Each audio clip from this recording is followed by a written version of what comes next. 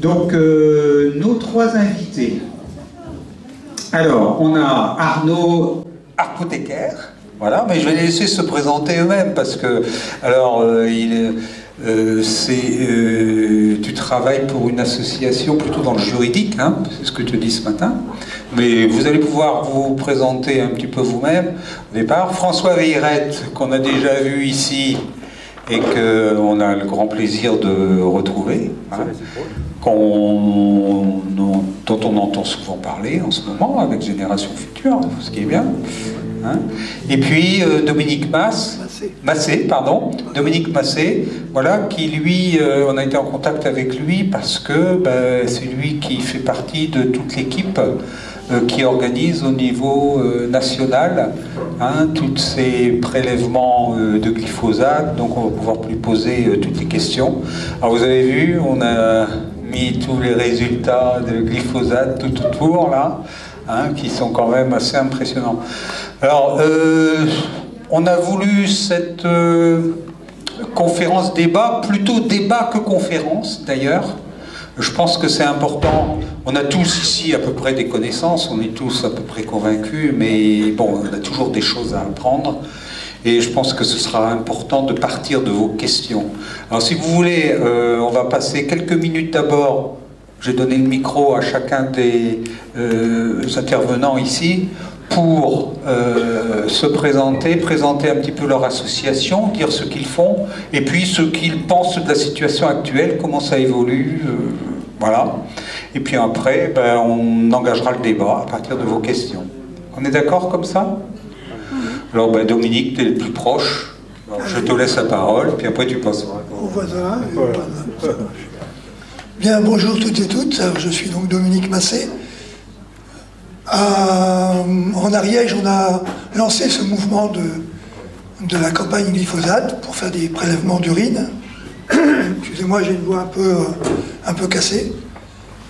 Et c'est né en fait d'actions de faucheurs volontaires qui avaient rendu impropre à la consommation à la vente plutôt, des produits à base de glyphosate en les peinturlurant.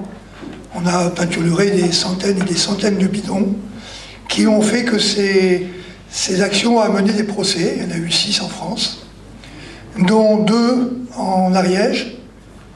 Et pour ce procès, on avait décidé, en ayant suivi un peu la campagne qu'avait menée Génération Future, de faire nos prélèvements d'urine pour voir un peu et arriver devant le tribunal en expliquant que nous avions, nous aussi, qu'on n'était pas que des troublions, qu'on avait nous aussi du glyphosate dans les urines.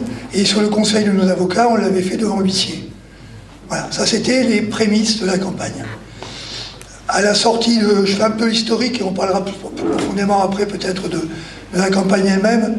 À la sortie de ce procès, il y a eu la saga 2017, fin 2017. Le procès était en août 2017.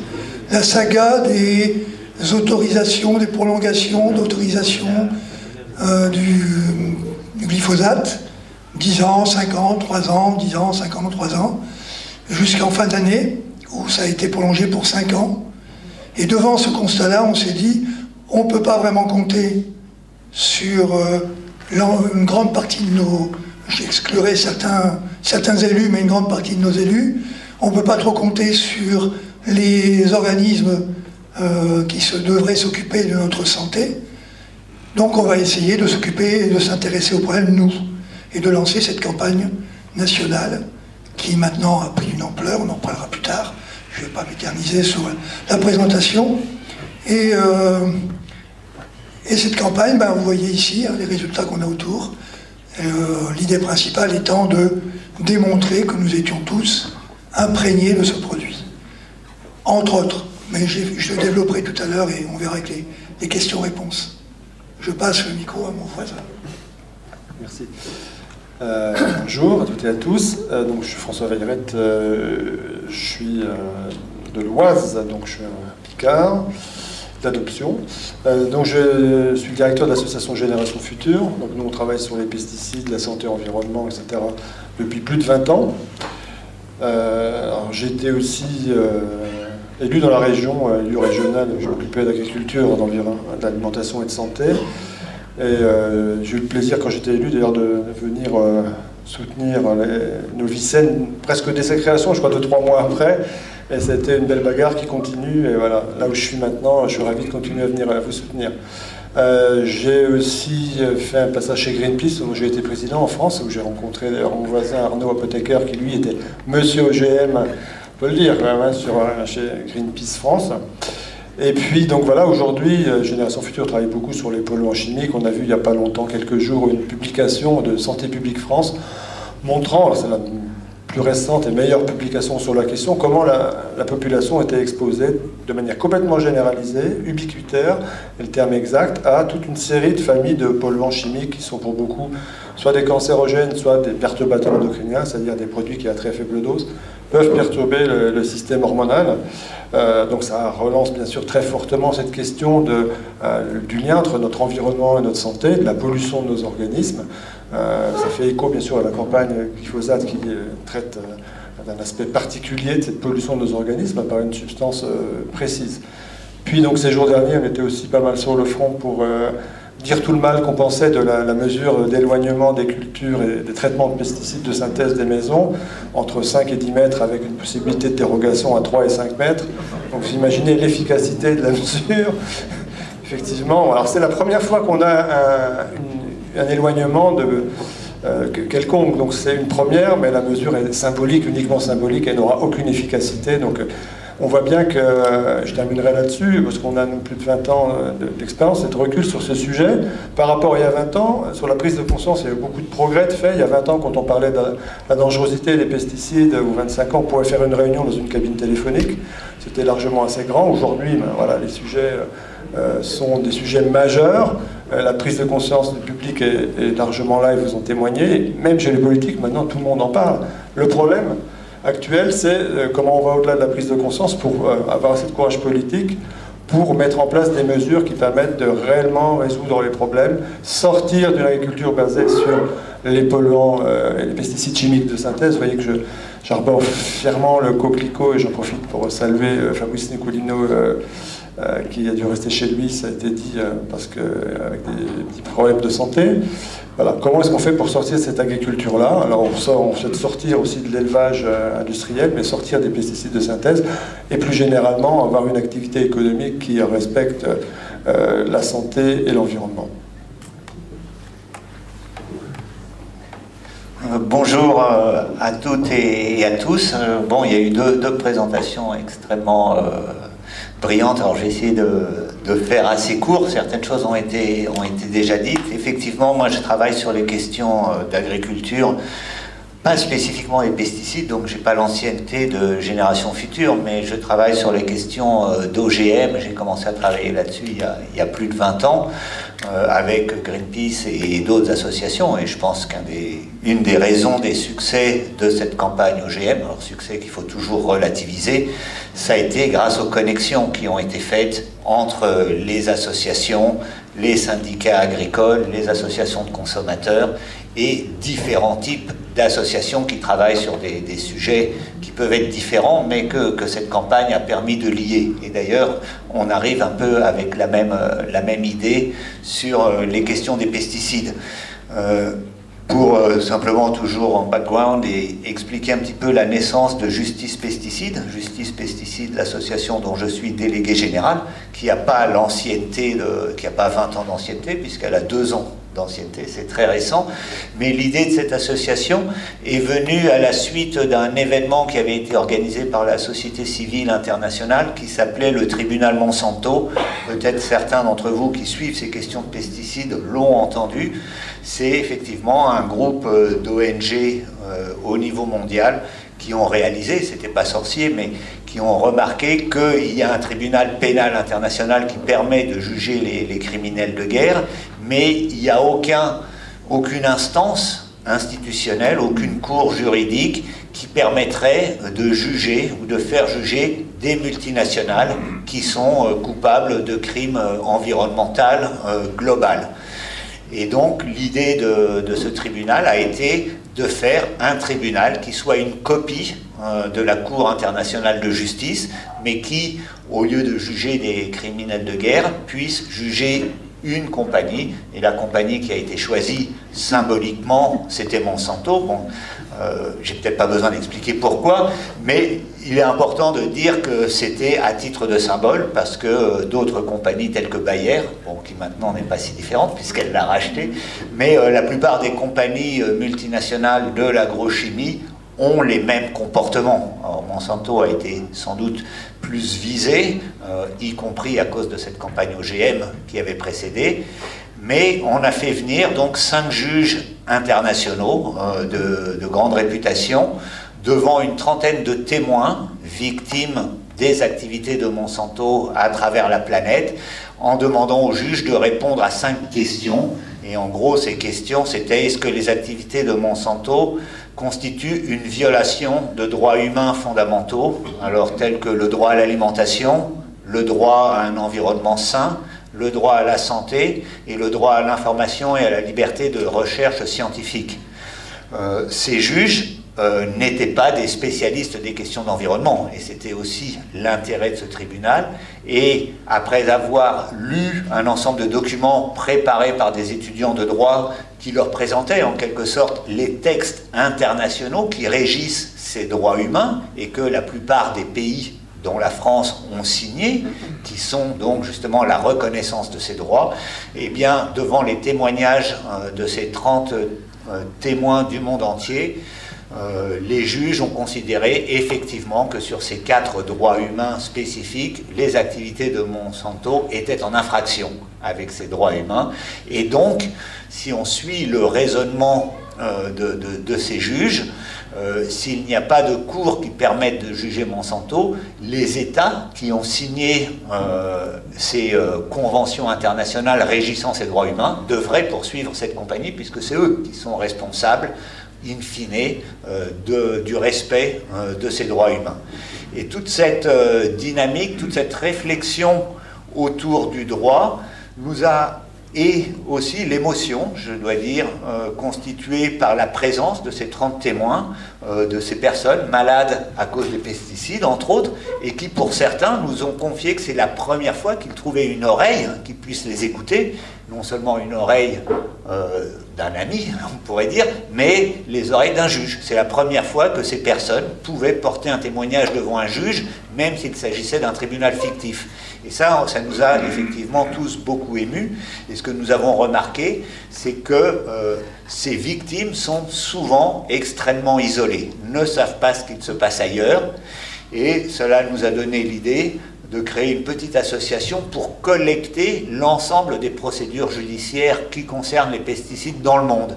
Qu'une victime en Argentine sache que des gens en France, aux États-Unis ou ailleurs ont porté plainte, sache si des procès ont été gagnés, ou s'ils ont été gagnés, quels ont été les arguments qui ont permis de gagner ces procès, s'ils ont été perdus, pourquoi ils ont été perdus, qu'est-ce qu'il serait intéressant de faire remonter dans des tribunaux afin que des procès que le nombre de procès soit multiplié, qu'ils soient gagnés, et qu'en quelque sorte ils servent à renforcer le travail que font les citoyens et les associations en face des juges, en face des tribunaux, pour que, y compris les investisseurs de ces compagnies agrochimiques, se rendent compte qu'il y a un danger, exactement comme on le voit dans la campagne climat où on parle de désinvestir des compagnies de combustibles fossiles.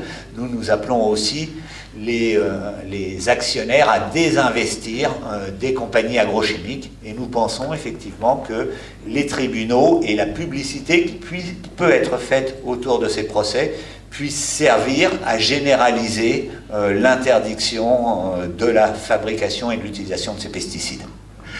Donc, on va pouvoir entamer le débat en quelque sorte. Alors, qui a une première question? On peut partir des pesticides, on peut partir des... Je crois qu'après ça va s'enchaîner tranquillement. Allez, Jean-Michel. Bonjour. Une question un petit peu d'ordre technique, si on peut dire.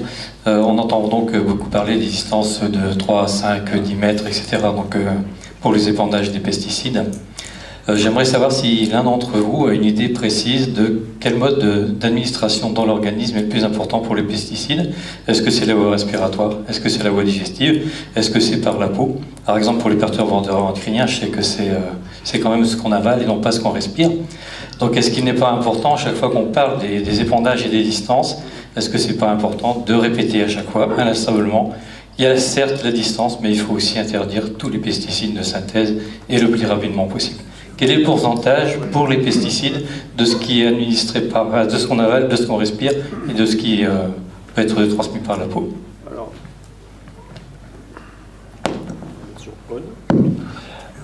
oui. D'après ce qu'on sait, il y a effectivement des degrés d'exposition différents selon les milieux auxquels on est exposé. Alors, l'utilisation des produits, le fait de les utiliser soi-même et de les toucher, c'est, si on n'est pas du tout protégé, effectivement l'exposition au maximum. Après, l'alimentation, c'est extrêmement important, parce que les doses qu'on va tolérer dans l'alimentation pour les pesticides ne sont pas du tout basées sur le principe de précaution. On arrive à trouver des limites maximales en résidus, ça s'appelle comme ça au niveau réglementaire, qui peuvent aller au-dessus du milligramme par kilo pour certains produits, alors que dans l'eau, on ne tolérera qu'un dixième de microgramme par kilo, ça veut dire 10 000 fois moins. Donc voilà, vous voyez, le contact direct, l'alimentation. Après, l'eau, on va trouver des niveaux qui sont plus faibles, parce que là, les limites dites de sécurité sont basées plus sur le principe de précaution. Après ça, il y a la question de l'exposition à l'air ambiant, où là, c'est plus difficile de comparer, parce que c'est plus intermittent.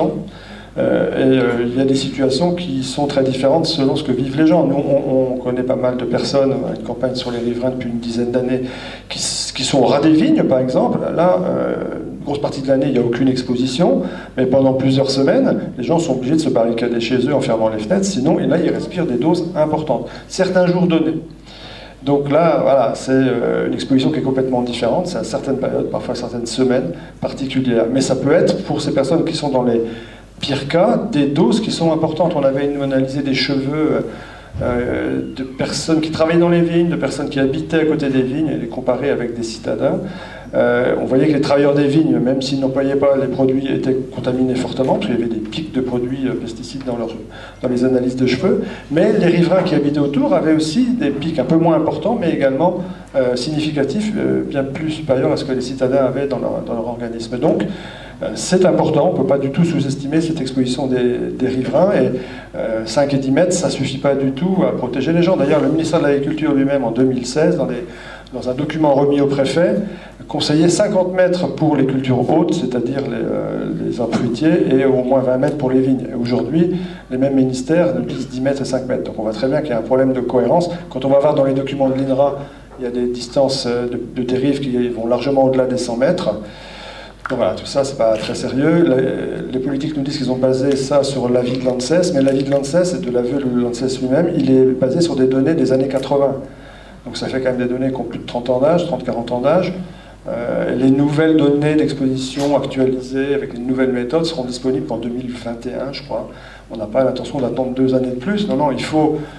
évidemment, il y a 2 choses à faire. C'est tout de suite dans l'urgence éloignée, c'est vulgarisation, et les maires qui demandent 150 mètres ne sont pas délirants. Hein. C'est basé aussi sur l'examen quand même de données scientifiques qui existent. Et puis la vraie question, c'est qu'au-delà des bandes tampons sans pulvérisation de pesticides, il faut faire comme le demande l'appel des coquelicots, sortir dans l'agriculture des pesticides de synthèse. On n'a pas besoin d'une agriculture qui soit entièrement dépendante de la chimie, il faut sortir le plus rapidement possible de cette agriculture-là. Un petit mot là-dessus, oui. Oui, nous on a l'habitude de dire qu'on en boit, on en mange, on en touche et on en respire. C'est à peu près omniprésent. Hein. Nous, savons dans les Pyrénées, je suis ariégeois, que tous les lacs de montagne sont pollués par une quarantaine de polluants chimiques, par des microparticules de plastique. Donc la distance, évidemment, il y a une distance, disons, de première protection, mais elle ne suffit pas.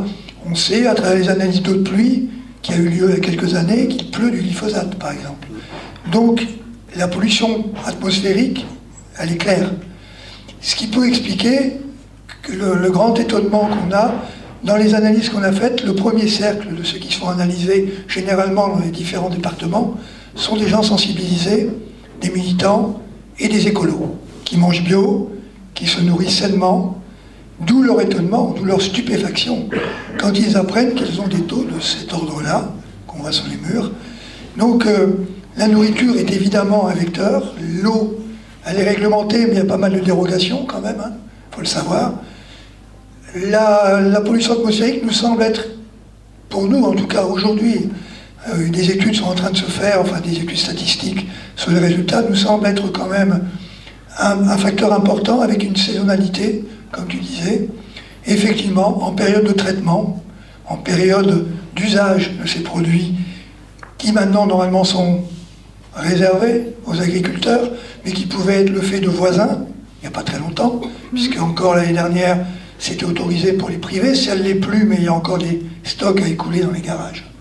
Donc il y a une protection qui doit être faite, mais il est évident que la seule protection efficace, c'est l'abandon et l'arrêt le plus rapidement possible, je dirais immédiat, de tous ces produits. La transition doit se faire après l'arrêt obligatoire, mais c'est d'arrêter, c'est de changer les méthodes culturelles. Tu veux réagir?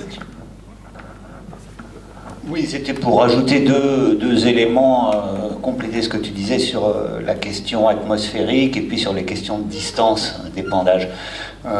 Des choses qui viennent, c'est pas de la science que je vais vous indiquer, mais c'est ce qu'on voit, des schémas ou des systèmes qu'on voit apparaître à la suite des procès.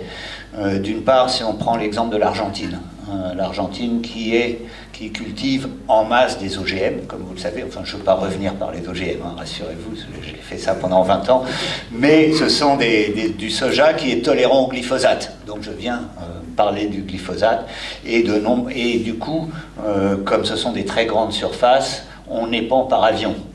Et on a remarqué beaucoup de médecins ont fait du travail statistique dans certaines communes et dans certains endroits d'Argentine où l'on épand par avion, et le nombre de maladies, de malformations d'enfants et de maladies chez les jeunes et chez les adultes, le nombre de cancers a été multiplié par 4, par exemple dans cette région, depuis qu'on utilise du glyphosate qu'on envoie par avion. Donc effectivement, la question là est très, très visible, la question de l'absorption par la respiration ou par la peau, puisqu'on l'envoie.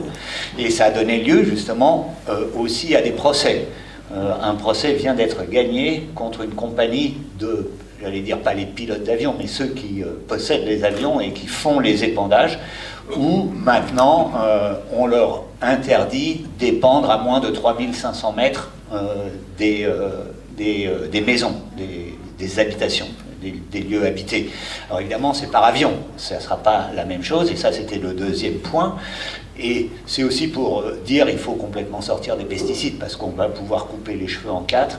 Effectivement, y compris la distance dépend du pesticide. Tous les pesticides ne diffusent pas de la même façon. Là, on parlait du glyphosate, mais aujourd'hui, et là aussi, c'est encore un certain nombre de procès qui nous éclairent là-dessus. Et je vais reparler du soja tolérant au Roundup, mais cette fois-ci dans un autre pays, c'est les États-Unis. On a utilisé beaucoup de Roundup, alors que ce soit par avion ou par d'autres moyens. On a épandu sur le soja qui était tolérant au Roundup jusqu'au point que les mauvaises herbes, ce qu'on appelle les mauvaises herbes, disons les indésirables, sont devenues elles aussi tolérantes au Roundup, alors ça ne marche plus. Donc qu'est-ce que fait l'industrie agrochimique dans ce cas-là? Elle crée un nouvel OGM, c'est-à-dire qu'elle crée du soja qui est tolérant non seulement au Roundup, mais également au 2,4-D ou au dicamba, qui sont deux herbicides plus anciens, entre guillemets réputés, parce qu'on revient aussi, plus on avance dans la science, plus on revient sur la toxicité ou non de certains produits, mais le 2,4-D, le dicamba sont réputés pour être plus toxiques que le Roundup, et donc maintenant on fait des OGM qui sont tolérants à ces herbicides et on les épand. Et là justement, la surprise, c'est pour ça que je dis les pesticides ont des distances de dérive qui est différente.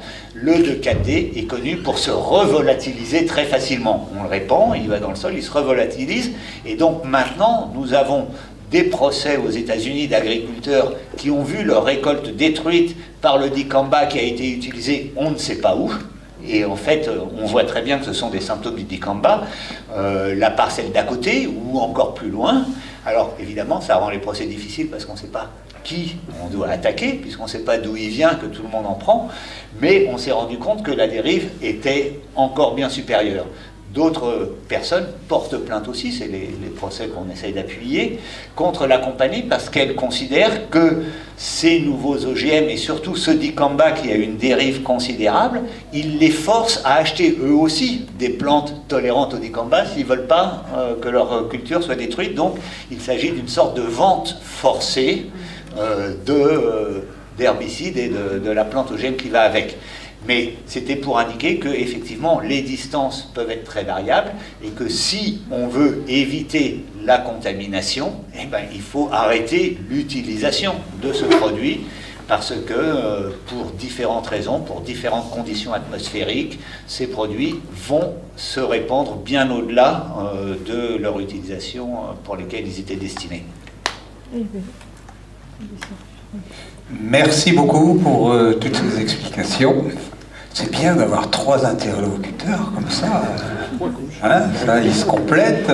Voilà, là, si on n'est pas informé avec tout ça. Hein. Allez, question suivante. Est-ce que ça vous donne... oui. Oui, on a fait notre première réunion donc, pour la campagne glyphosate d'Amiens et on a eu, entre guillemets, la chance, parce qu'on le souhaitait, d'avoir un agriculteur qui est venu à la Equifabicée d'ailleurs et qui lui est entre guillemets pro-glyphosate et qui nous a expliqué qu'il fallait se référer à la dose létale de glyphosate. Alors ma première réflexion de citoyen, je ne suis pas technicien, j'attends plus de la vie de ne pas mourir tout simplement, mais il nous a dit, ben voilà, moi je me réfère à ça. Alors qu'avez-vous à répondre de plus technique que moi voilà, à ces arguments, parce que dès qu'on se réfère à cette dose-là, forcément ça change la discussion, tout simplement. La DL50, ça veut dire que sur un groupe de 100 rats, la dose que vous mettez, on tue 50. Donc voilà, la DL50, si vous prenez 100 rats, vous leur administrez la DL50, il y en a la moitié qui meurt. Voilà, c'est une dose qui va tuer la moitié de la population d'animaux testés. Donc si vous êtes juste en dessous de la DL50, vous allez peut-être en avoir que 49 qui vont mourir sur les 100. Enfin bon, vous voyez, c'est quand même, c'est un filtre toxicologique qui est quand même un peu primaire. Hein. Donc là, on ne parle pas de toxicité aiguë, parce que ça gère que la toxicité aiguë, mais ce qui est reproché au glyphosate, c'est notamment tout un tas de liens avec des maladies chroniques, dont le cancer, mais je vais laisser mon voisin continuer peut-être sur le glyphosate. Oui, enfin, le glyphosate n'est pas non plus, il faut bien oublier, ne pas oublier que c'est pas le... C'est loin d'être la seule molécule, hein, oui. Évidemment. De la même façon que si on veut parler des OGM, on parle de Monsanto. Si on veut parler de la malbouffe, on parle de McDo. Et si on veut parler des pesticides, le pesticide emblématique, c'est le glyphosate. Et après, on reviendra aussi sur les compositions des produits pesticides. Hein, parce que le glyphosate n'est qu'un petit élément de ce qu'on trouve dans les bidons, hein, évidemment. Mais les maladies liées, moi j'invite tous les politiques et tous ceux qui nient les conséquences sanitaires d'aller faire un petit voyage en Argentine. Ils se rendront compte de la catastrophe sanitaire qui est là-bas. Nous, nos doses sont 10 fois inférieures, en gros. Hein. Ce qui n'est pas négligeable du tout, hein, mais eux, ils ont 20, 21, 22 nanogrammes dans le sang, dans les urines. Hein, donc on est vraiment à des doses beaucoup plus importantes. Les conséquences sanitaires sont dévastatrices. Hein, sur les malformations, comme tu disais, malformations, cancer, problèmes dégénératifs, merci, problèmes de fertilité. Hein, et on retrouve ces maladies-là qui progressent dans notre monde occidental. Alors ce n'est pas le fait que du glyphosate, que des pesticides. Le problème est plurifactoriel. Mais malgré tout, on connaît maintenant des maladies qui sont répertoriées maladies professionnelles par la MSA, sur par exemple la maladie de Parkinson. Elle est connue comme étant une maladie liée à l'exposition sur le long terme aux pesticides par les agriculteurs. Certains agriculteurs ont été reconnus maladies professionnelles, après des longues luttes, hein, évidemment. Hein, et des procès, et des marques. Évidemment qu'on ne va pas le montrer, on passe sous silence au maximum ces risques-là.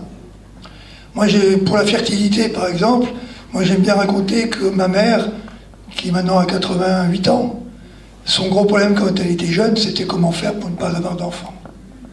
Maintenant, beaucoup de problèmes, beaucoup de couples, maintenant le problème c'est comment en avoir. Hein, il y a quand même une petite évolution en quelques décennies, et on sait qu'il y a des problèmes sur la fertilité, et la liste est longue. N'oublions pas non plus que le glyphosate est un perturbateur endocrinien. Et là, on sait aussi que les conséquences sont répercutées sur plusieurs générations.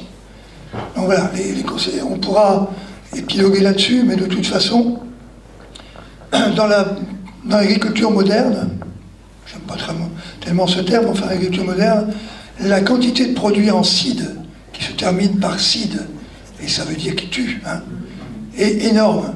Et moi, on pourra me dire tout ce qu'on veut. Hein.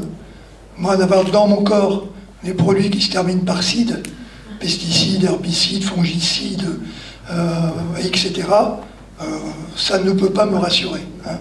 Donc, on ingère en permanence des produits dangereux pour le vivant en général.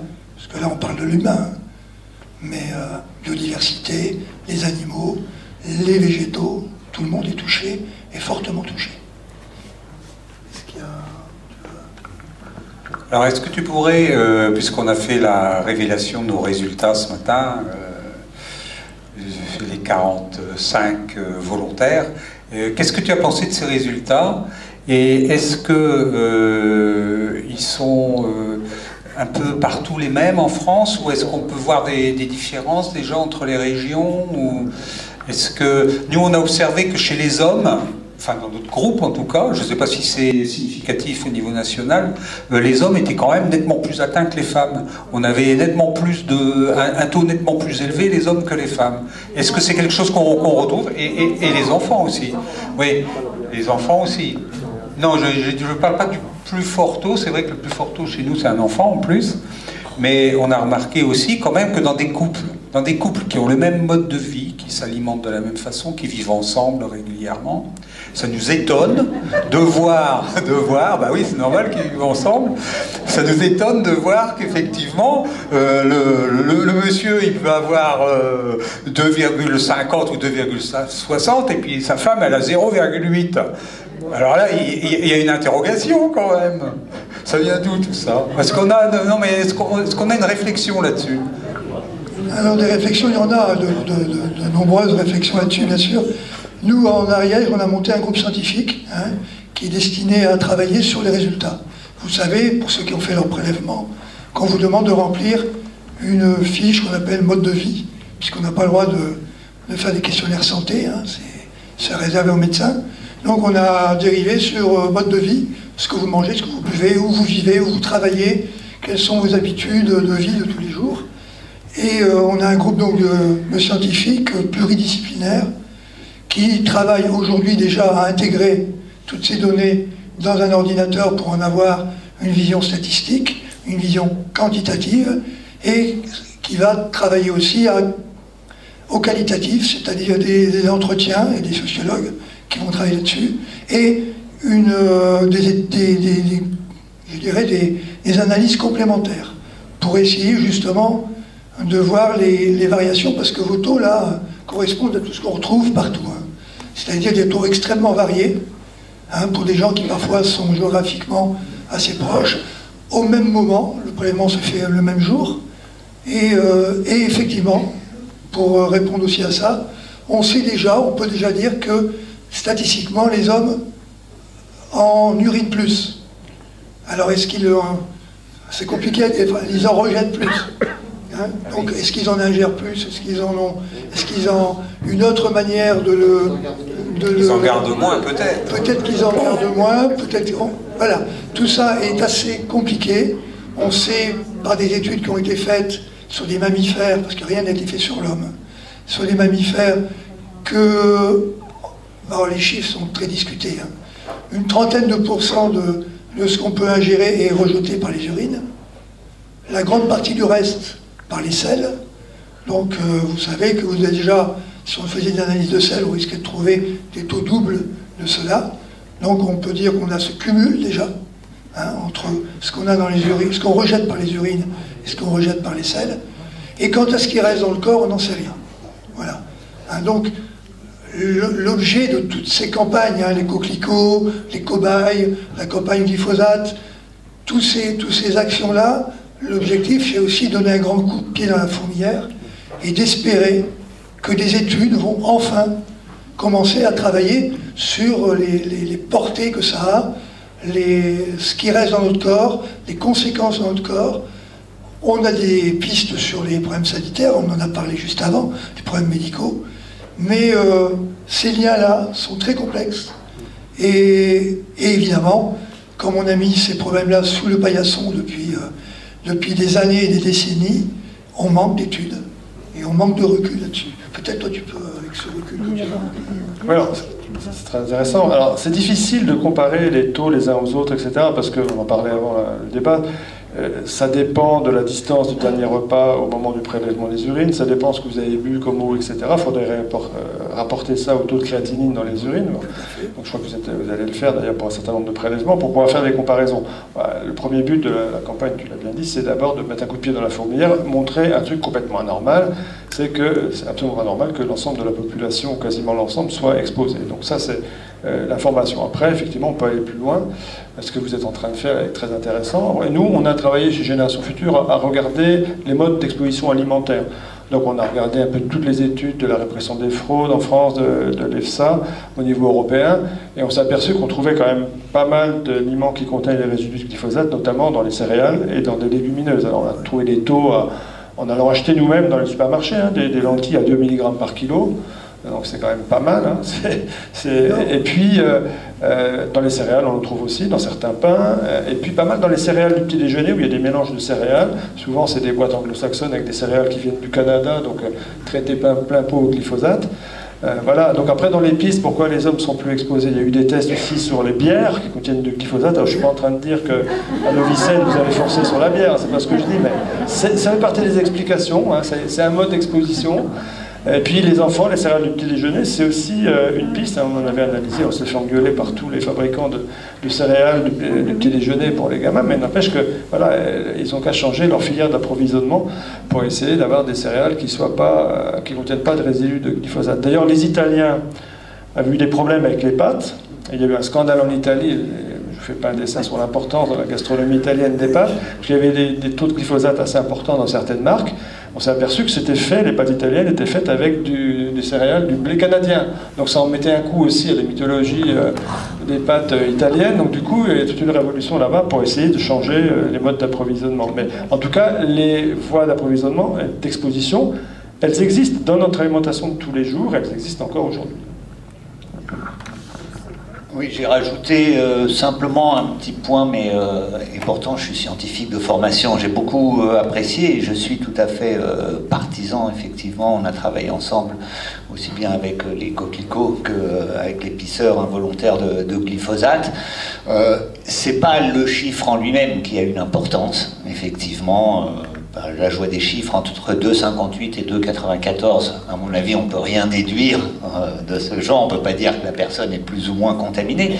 Je crois que ce que ça montre, effectivement, et c'est là où vraiment il faut se battre, c'est que tous les compartiments de la planète, tous les compartiments des écosystèmes planétaires sont contaminés par du glyphosate et qu'on a du glyphosate dans nos cellules sans qu'on l'ait jamais demandé. Après, on va se poser, est-ce que c'est très grave? Est-ce que c'est moyennement grave? Est-ce que finalement, comme le dit Monsanto, c'est pas grave du tout? Je ne sais pas. Le fait est que moi, j'ai absolument jamais demandé à avoir du glyphosate dans mes cellules. Un produit qui n'existe pas dans la nature, qui n'a aucune raison d'être là. Et donc, en allant plus loin, effectivement, c'est intéressant d'un point de vue scientifique de voir la dynamique de ces produits dans notre organisme. Mais personnellement, est-ce que j'ai envie que mes impôts servent à payer des études scientifiques pour savoir si on peut continuer à tolérer un poison dans notre agriculture, alors que, très clairement, et tu l'as exprimé, on l'exprime chacun à notre façon, l'agriculture qu'on a tous, c'est l'activité de production d'aliments. C'est pas une activité qui est censée nous empoisonner. Et cette activité qui est peut-être la plus noble qu'il y ait, de fournir à manger à l'ensemble de la planète, est devenue une des activités les plus polluantes qui soient sur la planète, parce que c'est sur des millions et des millions d'hectares. Il y a quelque chose véritablement de l'ordre du raisonnement, et je crois qu'il est important, et c'est ça que disent les coquelicots, il faut maintenant, au-delà du problème toxicologique, qui est plus ou moins prononcé selon les produits, et on peut parler d'autres produits dont on a vu qu'ils impactaient le QI des enfants et autres, c'est cessons de nous empoisonner en produisant des aliments. Il y a un paradoxe qui est complet de ce point de vue-là. On produit à manger, on ne produit pas pour s'empoisonner. Et aujourd'hui, ce que ces études montrent, c'est qu'il faut cesser d'utiliser non seulement le glyphosate, mais l'ensemble des produits phytosanitaires, des pesticides de synthèse.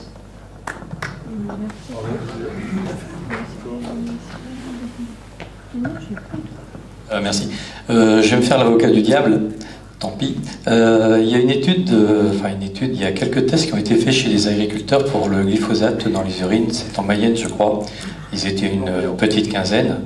Et dans leurs urines, ces agriculteurs, on a retrouvé 0 chez tous.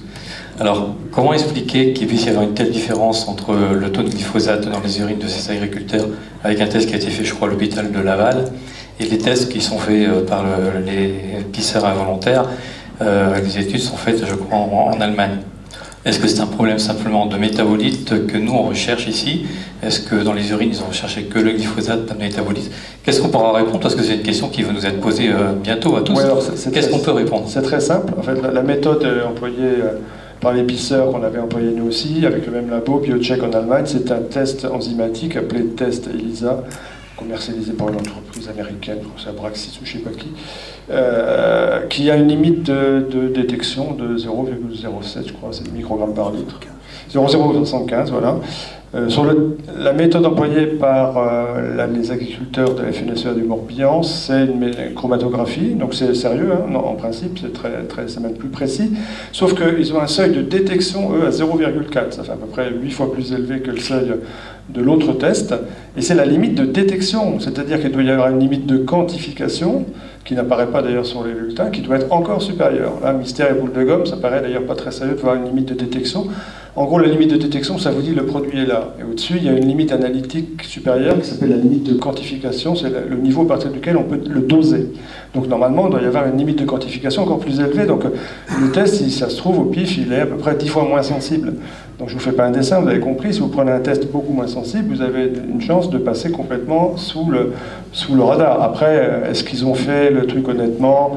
Est-ce qu'ils n'ont pas bu de litres d'eau la veille au soir, attendu des heures pour éliminer? J'en sais rien, mais ça personne ne peut le dire. Bon, après tout, c'est pas le souci, mais on ne peut pas comparer des résultats qui sont faits avec des méthodes qui n'ont pas du tout les mêmes valeurs analytiques.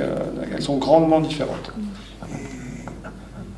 Et comme pour ceux qui ont fait leur prélèvement, vous savez qu'on demande d'être à jeun à partir de minuit, de ne pas boire, de ne pas manger, de ne pas fumer, déjà, et on demande une rétention d'urine de 6 heures minimum, puisque les prélèvements commencent à 6 heures, 7 heures. Donc on demande une certaine concentration d'urine, d'où l'intérêt des analyses de créatinine. Donc si les agriculteurs ont uriné 1 heure avant, bu 2 litres d'eau pour pouvoir uriner derrière, leur concentration urinaire n'est pas du tout la même. Donc, on ne connaît pas leur protocole. Comment l'ont-ils fait? Sous quelle méthode ont-ils été dans l'après-midi, le soir? Ont-ils mangé avant, bu avant? On ne sait pas. Hein. On sait aussi, par contre, et le doute sur la méthode, sur les analyses, les différences de... Effectivement, le seuil de détection est très net. Ensuite, il y a la bonne foi. Je suis désolé de le dire, hein, quand même. La FNSEA, ils sont tous de la FNSEA d'ailleurs. La FNSEA est un lobby puissant en France qui fait tout ce qu'il faut pour qu'on continue à faire l'agriculture telle qu'elle est aujourd'hui.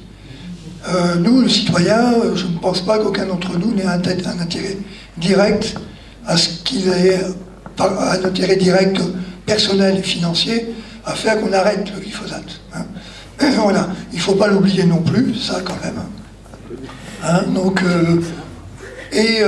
nos prélèvements sont faits devant l'huissier.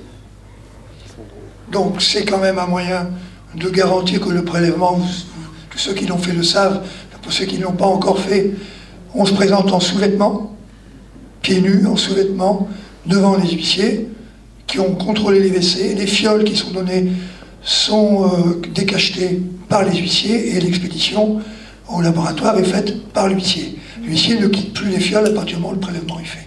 Voilà, on a, nous, voulu verrouiller complètement la méthode de prélèvement sur les préconisations posées par le laboratoire. Je ne sais pas du tout comment c'est fait, les prélèvements, que se sont faits les prélèvements pour les agriculteurs, et nous en avons 5300 à peu près prélèvements faits, plus ceux qu'ont fait Génération Future. Donc on est à des milliers d'analyses qui s'avèrent, à part 3 qui sont en dessous du seuil de détection.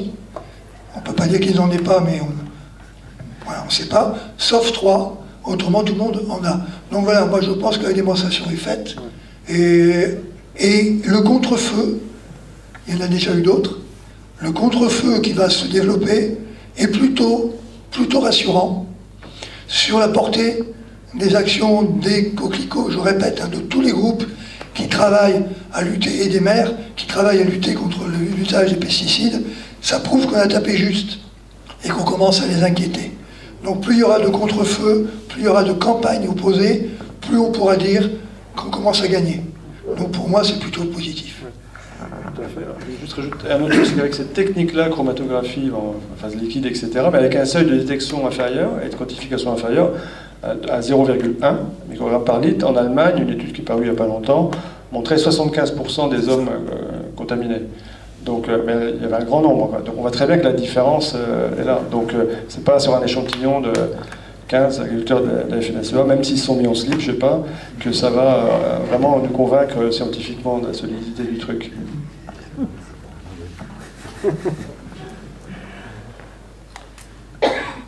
Oui, donc le glyphosate est bien au cœur du débat, et donc que pensez-vous de la campagne médiatique, et comment l'expliquez-vous, qui est faite parfois pour atténuer justement ces méfaits, puisqu'on l'a vu dans notre presse locale, cette étude elle est reprise, donc on rassure un petit peu les gens. Dans Le Point par exemple, il y a eu un gros numéro qui a été fait pour donner des arguments pour atténuer tous ces risques que nous connaissons et que nous mettons en avant, Science et Avenir ou Science et Vie également. Donc comment expliquer cette campagne qui vient un petit peu polluer, pour le coup, les réflexions, le débat et les comportements? Si j'ai bien compris la question, et puis sinon on va compléter, le glyphosate c'est un produit parmi d'autres, comme tu l'as dit, c'est peut-être pas le plus dangereux des produits qui sont utilisés, il y a un débat là-dessus. Pourquoi il y a une telle crispation autour du glyphosate? C'est parce que c'est l'herbicide le plus vendu au monde. C'est l'herbicide le plus vendu au monde, donc c'est là où il y a le plus gros intérêt économique. Je crois que c'est 800 000 tonnes vendues par an. S'il n'y a pas de glyphosate, il n'y a plus d'OGM non plus. Puis, enfin, les 2/3 des OGM, parce qu'il y a des OGM qui n'ont rien à voir avec le glyphosate. Mais en gros, il y a un intérêt économique majeur. Cette compagnie Monsanto, rachetée par Bayer, a mis presque toutes ses billes dans le glyphosate avec ces OGM qui sont tolérants. Donc c'est pas un biocide comme les autres. Il a pris un statut particulier parce que son utilisation a été multipliée par 20 en l'espace de 20 ans, en gros, depuis qu'il y a des OGM. Donc c'est pas la même chose, il y a plus de fixation là-dessus que, par exemple, il y a des campagnes en ce moment qui sont très importantes parce que c'est un produit extrêmement dangereux aussi, contre le chlorpyrifos, qui est un insecticide organophosphoré. En ce moment, aux États-Unis, il y a beaucoup de procès, d'ailleurs, justement autour de ça, parce qu'il devait être interdit, et l'Agence pour l'environnement américaine, sous le gouvernement de Trump, est en train de tout faire passer aussi. Et donc, voilà, le glyphosate est véritablement important, aussi bien pour la compagnie, je dirais, que pour nous, parce que réussir à faire tomber, si je puis dire, le glyphosate, ça sera alors, il y a tout ce débat, si le glyphosate est remplacé par un autre produit, etc. Mais on aura fait tomber un obstacle majeur vers le développement d'une agriculture sans pesticides de synthèse. Alors, après, vous complétez, vous avez peut-être lu, il y avait un article de Stéphane Foucard dans Le Monde, je crois que c'était hier, puisque les Monsanto Papers aux États-Unis, c'est-à-dire tous les documents auxquels des journalistes ou des parties prenantes aux différents procès, une lignée de procès qui sont faits à Monsanto sur le glyphosate, révèle plein de trucs. On a appris qu'il y avait eu fabrication de science, c'est-à-dire que ça relève d'un plan de bataille absolument ahurissant. D'ailleurs, dans le dernier article du Monde dont je vous parle, c'est clair, il y a des sommes, le coût de cette campagne pour l'Europe, le nombre de personnes fichées pour leurs opinions sur le glyphosate, j'en fais partie, il y en a d'autres qui en font partie, les réactions des uns et des autres, même par tweet, étant analysées, différents articles, enfin c'est ahurissant, on s'aperçoit que voilà, tout ce qu'on fait est screené.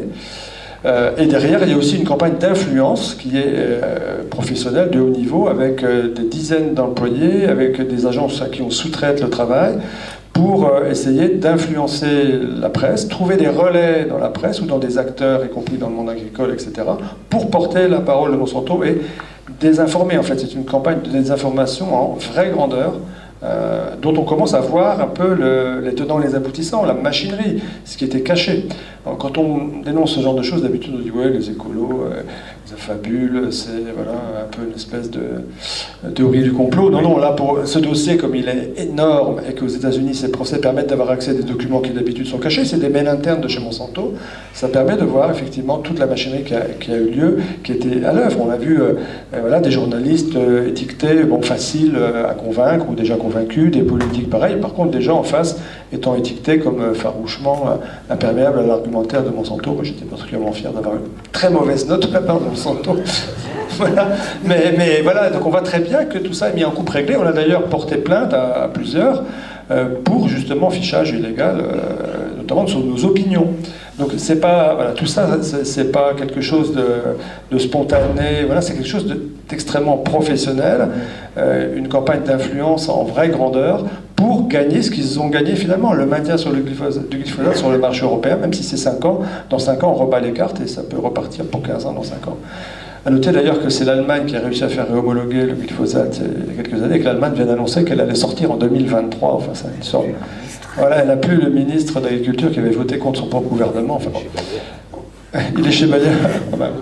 Dans l'industrie chimique.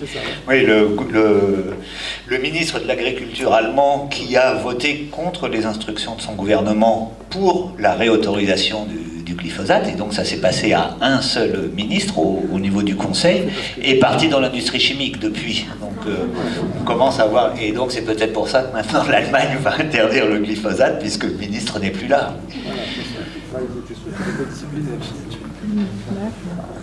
Et c'est vrai qu'il y a des journalistes, c'est vrai qu'il y a des journaux qui mènent une campagne de dénigrement de la lutte contre les pesticides, mais je tiens à préciser quand même que nous avons une couverture médiatique absolument ahurissante. On a tenté, on n'a pas réussi à aller jusqu'au bout, on a tenté de faire une revue de presse, on a des centaines d'articles. Tous les médias nationaux, les télés, les radios, tout le monde en parle. Avec toutes les campagnes qui sont menées, et là ça rebondit avec les maires, le glyphosate est vraiment sous les projecteurs. C'était un des buts de la campagne, et un but, je pense, de tous les groupes qui travaillent pour arriver à exclure ces produits-là. Il y a une vraie couverture médiatique, il y a du dénigrement, ça va peut-être s'amplifier, et je répète, c'est plutôt bon signe. Hein, je le dis clairement, moi, plus la résistance est forte en face, plus je considère que ce qu'on fait est fort. Donc moi ça me va. Mais voilà, il faut nous aussi être en capacité de répondre, ce qu'on commence à faire, hein, de manière régulière. Voilà, donc les médias suivent. Je pense qu'aujourd'hui, peu de monde connaît pas très peu de monde ne sait pas ce que c'est que les pesticides, le glyphosate. Et de ce côté-là, bon, bah, c'est une réussite. Hein. Maintenant, il reste encore beaucoup de chemin à faire, encore du chemin à faire. D'ailleurs, à ce propos, souvent, j'aime bien le dire parce que souvent on me dit, mais ça c'est la lutte du pot de terre contre le pot de fer. Et je dis non, pas du tout, c'est David contre Goliath. David a gagné. Hein, Goliath était beaucoup plus fort. David a gagné, donc on peut gagner, et c'est tout l'objet de tous ces concours, tous ces faisceaux qui se créent là, c'est d'arriver à contrebalancer le poids des lobbies. Nous pouvons être un lobby, nous tous là, puisqu'on est nombreux quand même. Donc voilà, ça démarre bien. Je ne sais pas ce que vous en pensez. On y arrivera? Oui, je suis tout à fait de ton avis, et je dirais, travaillant dans une ONG, même si elle est très petite, mais qui se veut internationale, sur les questions des procès, d'abord je voulais dire, et renchérir sur ce que disait François, effectivement, ces procès, outre ce qui peut être gagné, ont fait sortir les Monsanto Papers, et donc ont permis de démonter ce soi-disant consensus scientifique que Monsanto défendait, quand on voit comment il a été fabriqué, en gros, c'est un mot anglais, hein, la capture des agences réglementaires par des multinationales contre Monsanto. Mais aussi, c'est pour féliciter mes collègues, et puis vous tous ici, hein, qui êtes là, d'ailleurs on voit une salle pleine, je crois que de ce que j'en ai comme écho, par rapport à mes collègues internationaux de notre conseil d'administration, c'est vrai qu'au niveau des médias et de l'opinion publique, la France est un exemple de ce côté-là. On peut critiquer sur beaucoup d'aspects, mais je veux dire, on a parlé, il y a 13 000 non, c'est 18 400 procès maintenant aux États-Unis de personnes qui sont malades par l'utilisation qu'ils ont eue pendant des années de glyphosate, que ce soit comme jardinier ou comme agriculteur. Ces 18 400 procès ont servi à sortir ce qu'on a appelé les Monsanto Papers, mais l'opinion publique américaine, les médias aux États-Unis, c'est rien du tout à côté de ce qu'il y a en France sur ce sujet. Et je ne parle pas de l'Argentine, je ne parle pas du Brésil, ni plus près de nous, l'Allemagne, l'Espagne, etc. Donc aujourd'hui, le travail de campagne qui a été fait en France, et je vous en félicite, a porté ses fruits au niveau des médias, et c'est aussi dans les choses sur lesquelles on est en train de réfléchir. La victoire, ou une victoire un jour, contre l'agriculture industrielle et chimique devra être mondiale. Il va falloir, on ne peut pas rester spécialement en France et rester une île isolée, et donc tous les succès, et c'est aussi un peu ce qu'on vise, tous les succès qui sont obtenus en France, il faudrait essayer par d'autres méthodes ou par les mêmes, enfin ça dépend des populations locales évidemment, mais il faudrait permettre que cette opinion publique soit mieux informée ailleurs aussi qu'en France. Moi, j'ai une autre casquette dans mes activités. Je suis aussi président d'un réseau de l'association en Europe, Pesticide Action Network Europe. Et c'est vrai qu'on voit très bien au niveau de la presse en France, on est quand même assez bien traité. On a un écho sur cette question des pesticides qui est bien en avant des autres. Donc tout le monde regarde un peu ce qui se passe en France. Et tout à fait d'accord avec toi, Arnaud, pour dire que l'action, elle doit être aussi internationale. Et on aura l'occasion dans quelques semaines, enfin au mois d'octobre, avec un certain nombre d'autres associations au niveau européen, enfin, pour l'instant une trentaine, mais ça va encore grandir, de lancer ce qu'on appelle une initiative citoyenne européenne, c'est-à-dire une sorte de pétition officielle au niveau de l'Union européenne pour interpeller la Commission. Elle sera déclarée victorieuse si on fait plus d'1 million de signatures, pour demander une sortie rapide, dans, je sais pas, 10 ans, voilà, des pesticides en Europe. Le but, c'est d'interpeller la Commission européenne là-dessus. Donc, on a réussi à fédérer les associations européennes sur cette question, avec toutes nos différences culturelles. Donc, il a fallu se mettre d'accord déjà sur un objectif, il a fallu un petit peu négocier entre nous. Mais l'idée, c'est que maintenant, cette idée de sortir des pesticides, qui a été très présente en France depuis quelques années, qui a été symbolisée par l'appel des coquelicots, elle est reprise, elle va être reprise au niveau européen. Et il faudra joindre tous nos forces dans tous les pays européens pour arriver à interpeller la Commission et la forcer à répondre, parce que c'est un droit après, si on a atteint ce million de signatures validées officiellement, c'est assez lourd, mais voilà, c'est une question d'organisation, pour pouvoir mettre le débat de la sortie des pesticides en agriculture dans l'agenda politique européen. Et donc ça veut dire que l'exemple de la France et des mouvements français en train de faire école à l'étranger. Et pour compléter ça, là, je vous parlais des procès des faucheurs pour avoir rendu impropre à la vente. Au procès de foi, on a réussi à obtenir que le tribunal interroge la Cour de justice de l'Union européenne sur la conformité des méthodes d'évaluation des pesticides, et pas que du glyphosate, là, de tous les pesticides en Europe, par rapport au principe de précaution qui est inscrit dans la Constitution. Parce que je vais être un peu plus précis là-dessus. Il faut savoir que lorsque le pétitionnaire, Monsanto, vient pour présenter son produit, il décide, mon produit, la molécule active de mon produit, c'est ça. Par exemple, là, dans le cas de Roundup, c'est le glyphosate. C'est lui qui décide ce qu'est la molécule active. Ce n'est pas personne d'autre, c'est lui qui le décide. Les études qui sont fournies pour démontrer la non-dangerosité de ce produit, de cette molécule active, c'est lui qui les fournit. D'accord? L'étude du bidon de Roundup tel qu'il est vendu n'est jamais faite, sauf pour savoir s'il y a des risques d'irritation pour la peau et les yeux, ce qui est totalement insuffisant, évidemment. Donc, on est dans une carence complète des méthodes d'évaluation qui me laisse la main complète à ceux qui demandent l'autorisation de mise sur le marché. Il n'y a aucune contre-analyse, il n'y a absolument pas d'organisme indépendant qui vérifie la totalité du produit. Donc ces questions-là, il y avait 5 questions préjudicielles. C'est un peu comme les questions, pour ceux qui connaissent un peu la juridiction, c'est des questions comme les questions prioritaires de constitutionnalité. C'est des questions que le tribunal de Foix a posées à la Cour de justice de l'Union européenne, considérant qu'elle ne pouvait pas juger les 21 faucheurs que nous étions tant qu'elle n'aurait pas de réponse à cette question. Information, le 1er octobre, ça fait donc 2 ans, 2 ans passés. C'est pour ça qu'on s'est dit, le temps de la justice, le temps des politiques n'est pas suffisamment rapide par rapport au temps d'urgence sanitaire, qu'on a lancé cette campagne. Au mois d'octobre, le 1er octobre, la Cour de justice européenne se prononcera sur ces questions préjudicielles. Donc ça, c'est aussi un élément qui, s'il allait dans le sens de ce qu'on a proposé, enfin des questions qu'on a posées, remettrait en question la mise sur le marché de tous les pesticides dans tous les pays membres. Bon, on est optimiste, mais pas naïf. Hein. Mais malgré tout, voilà, ce sont des actions qui peuvent déboucher au moins sur quelques victoires, quelques points qui vont peut-être être modifiés. Donc effectivement, travailler à l'international, moi je ne peux pas envisager la campagne glyphosate si je n'avais pas pensé à l'Argentine, par exemple. Sofia Gatica est venue nous soutenir dans notre procès. J'ai découvert l'horreur qui se passe en Argentine. Donc sachez que notre bétail, là-bas, le bétail est nourri avec du soja transgénique, hein, bourré de pesticides. 4 millions de tonnes sont importées tous les ans pour la nourriture animale en France. Je ne parle pas d'Europe, hein, principalement en Bretagne, mais aussi sur 7.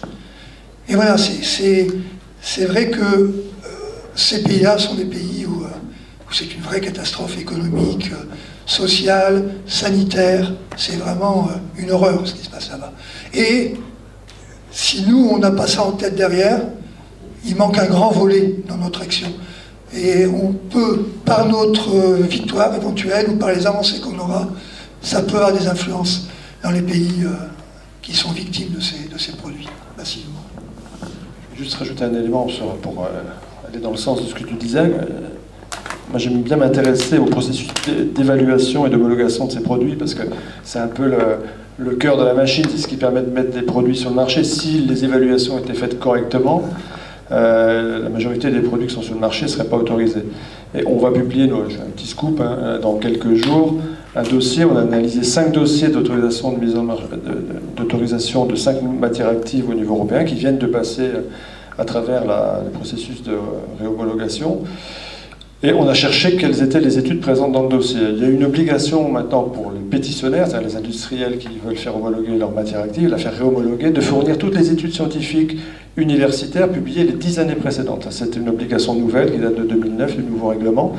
Donc nous, on a simplement analysé les dossiers fournis par les firmes, les dossiers d'évaluation de l'État membre, pour regarder ce qu'il y avait comme études universitaires dans le dossier. Sur 5 molécules étudiées, on s'aperçoit qu'il en manque 84%. Donc il ne reste que 16% des études, voilà. C'est-à-dire qu'il y a c'est un rasoir à plusieurs lames, dont la première lame consiste à virer pratiquement la totalité de toutes les études universitaires. Et la deuxième lame, on développe un peu dans le dossier, consiste à dire que toutes les études universitaires qui sont dedans, en fait, ça ne vaut pas tripette. Et en fait, ce qui reste à la fin, pour déduire, on va homologuer le produit, pour dire voilà la dose qui est considérée comme sûre, c'est l'étude de référence qui est toujours une étude de l'industrie. Mais ce système est illégal. Parce qu'il y a un article dans le règlement 1107-2009, l'article 8.5, qui dit voilà, le pétitionnaire, donc l'industriel, doit fournir la littérature, tous les éléments scientifique étudiant la toxicité des produits publiés les 10 années précédentes. Or, cette obligation n'est jamais respectée. Donc j'espère que vous pourrez utiliser ce travail pour le mettre à votre dossier, parce que c'est illégal, c'est illégal. Oui, mais écoutez, s'il faut le rouvrir, on le rouvrira par ailleurs ou avec d'autres, mais en attendant, c'est un fait qui est connu et qui est illégal, malheureusement. Enfin, je voulais que ce soit un État membre qui attaque la Commission sur une question comme ça. On ne peut pas laisser la Commission européenne ne pas appliquer les textes qui doivent s'imposer à elle. Bien, merci beaucoup pour toutes ces explications. On va continuer avec les questions. Alors, une ici, ensuite là et là-bas. On accuse les agriculteurs de mettre des produits dans les champs. Mais ce n'est pas les agriculteurs. C'est là-haut qu'il faut aller. Chercher au laboratoire directement. Direz, vous faites un produit de merde, on ferme le labo, un point, c'est tout. Ou alors, vous changez votre tactique. Deuxièmement, vous parlez d'Argentine. Vous parlez du glyphosate. Vous avez oublié, qui c'est qui mange des avocats dans la salle? Personne? Bon, et parce qu'il ne faut pas oublier que la culture d'avocat coûte 10 000 à 20 000 litres de l'eau par jour pour l'arrosage. Malheureusement, les gens n'ont plus d'eau pour se laver ni pour boire. Ils n'ont plus le droit qu'à avoir que 5 litres d'eau par jour juste pour goûter des avocats. Voilà. Donc, mais non, c'est pas un problème. Si on dit d'arrêter le glyphosate, ben on ferme le labo qui fabrique. Ou alors il dit chercher autre chose que ce produit. Un point, voilà. Mais seulement ça, on ne peut pas. Il y en a qui rigolent, on ne peut pas. Pourquoi? À cause du fric, monsieur. Et tout vient de là, de l'argent, du fric et du fric. On produit un produit de merde, pourquoi? Pour avoir du fric. Si on ferme tout, les gens rigolent, si on ferme tout, on n'a plus rien. C'est tout. Alors, les puissances d'argent et les glyphosates, large sujet. Oui, on pourrait passer la nuit là-dessus. Un truc qui est sûr, c'est que les industriels, ils vendront tout ce qui sera permis. Le boulot des industriels, c'est d'essayer de reculer le plus tard possible l'interdiction des produits, même s'ils savent que c'est pas bon. Le glyphosate, on sait déjà depuis les années 80 qu'il y a un lien avec le cancer. Aux États-Unis, il y avait dans le dossier une étude importante qui montrait qu'il y avait un effet cancérogène. Et à l'époque, il était classé possiblement cancérogène aux États-Unis. Il y a eu une bagarre de Monsanto pour changer ce classement. Ça a duré des mois et des mois. Ils ont fait une pression terrible. À la fin, l'Agence de protection de l'environnement des États-Unis a cédé sous la pression. Donc en fait, le boulot des industriels, c'est d'essayer de reculer le plus tard possible une réglementation qui va retirer leurs produits du marché. Donc c'est pour ça que nous, on s'attaque, on ne porte jamais plainte contre les agriculteurs, on va porter plainte contre deux types d'entités. Un, les firmes qui commercialisent les produits, et deux, les États qui les autorisent. C'est ces personnes-là qui ont la responsabilité. Voilà. Après, les agriculteurs, ils sont aussi victimes. Hein. Les agriculteurs malades, tu as eu raison, Parkinson, tu l'as bien rappelé, maladies professionnelles.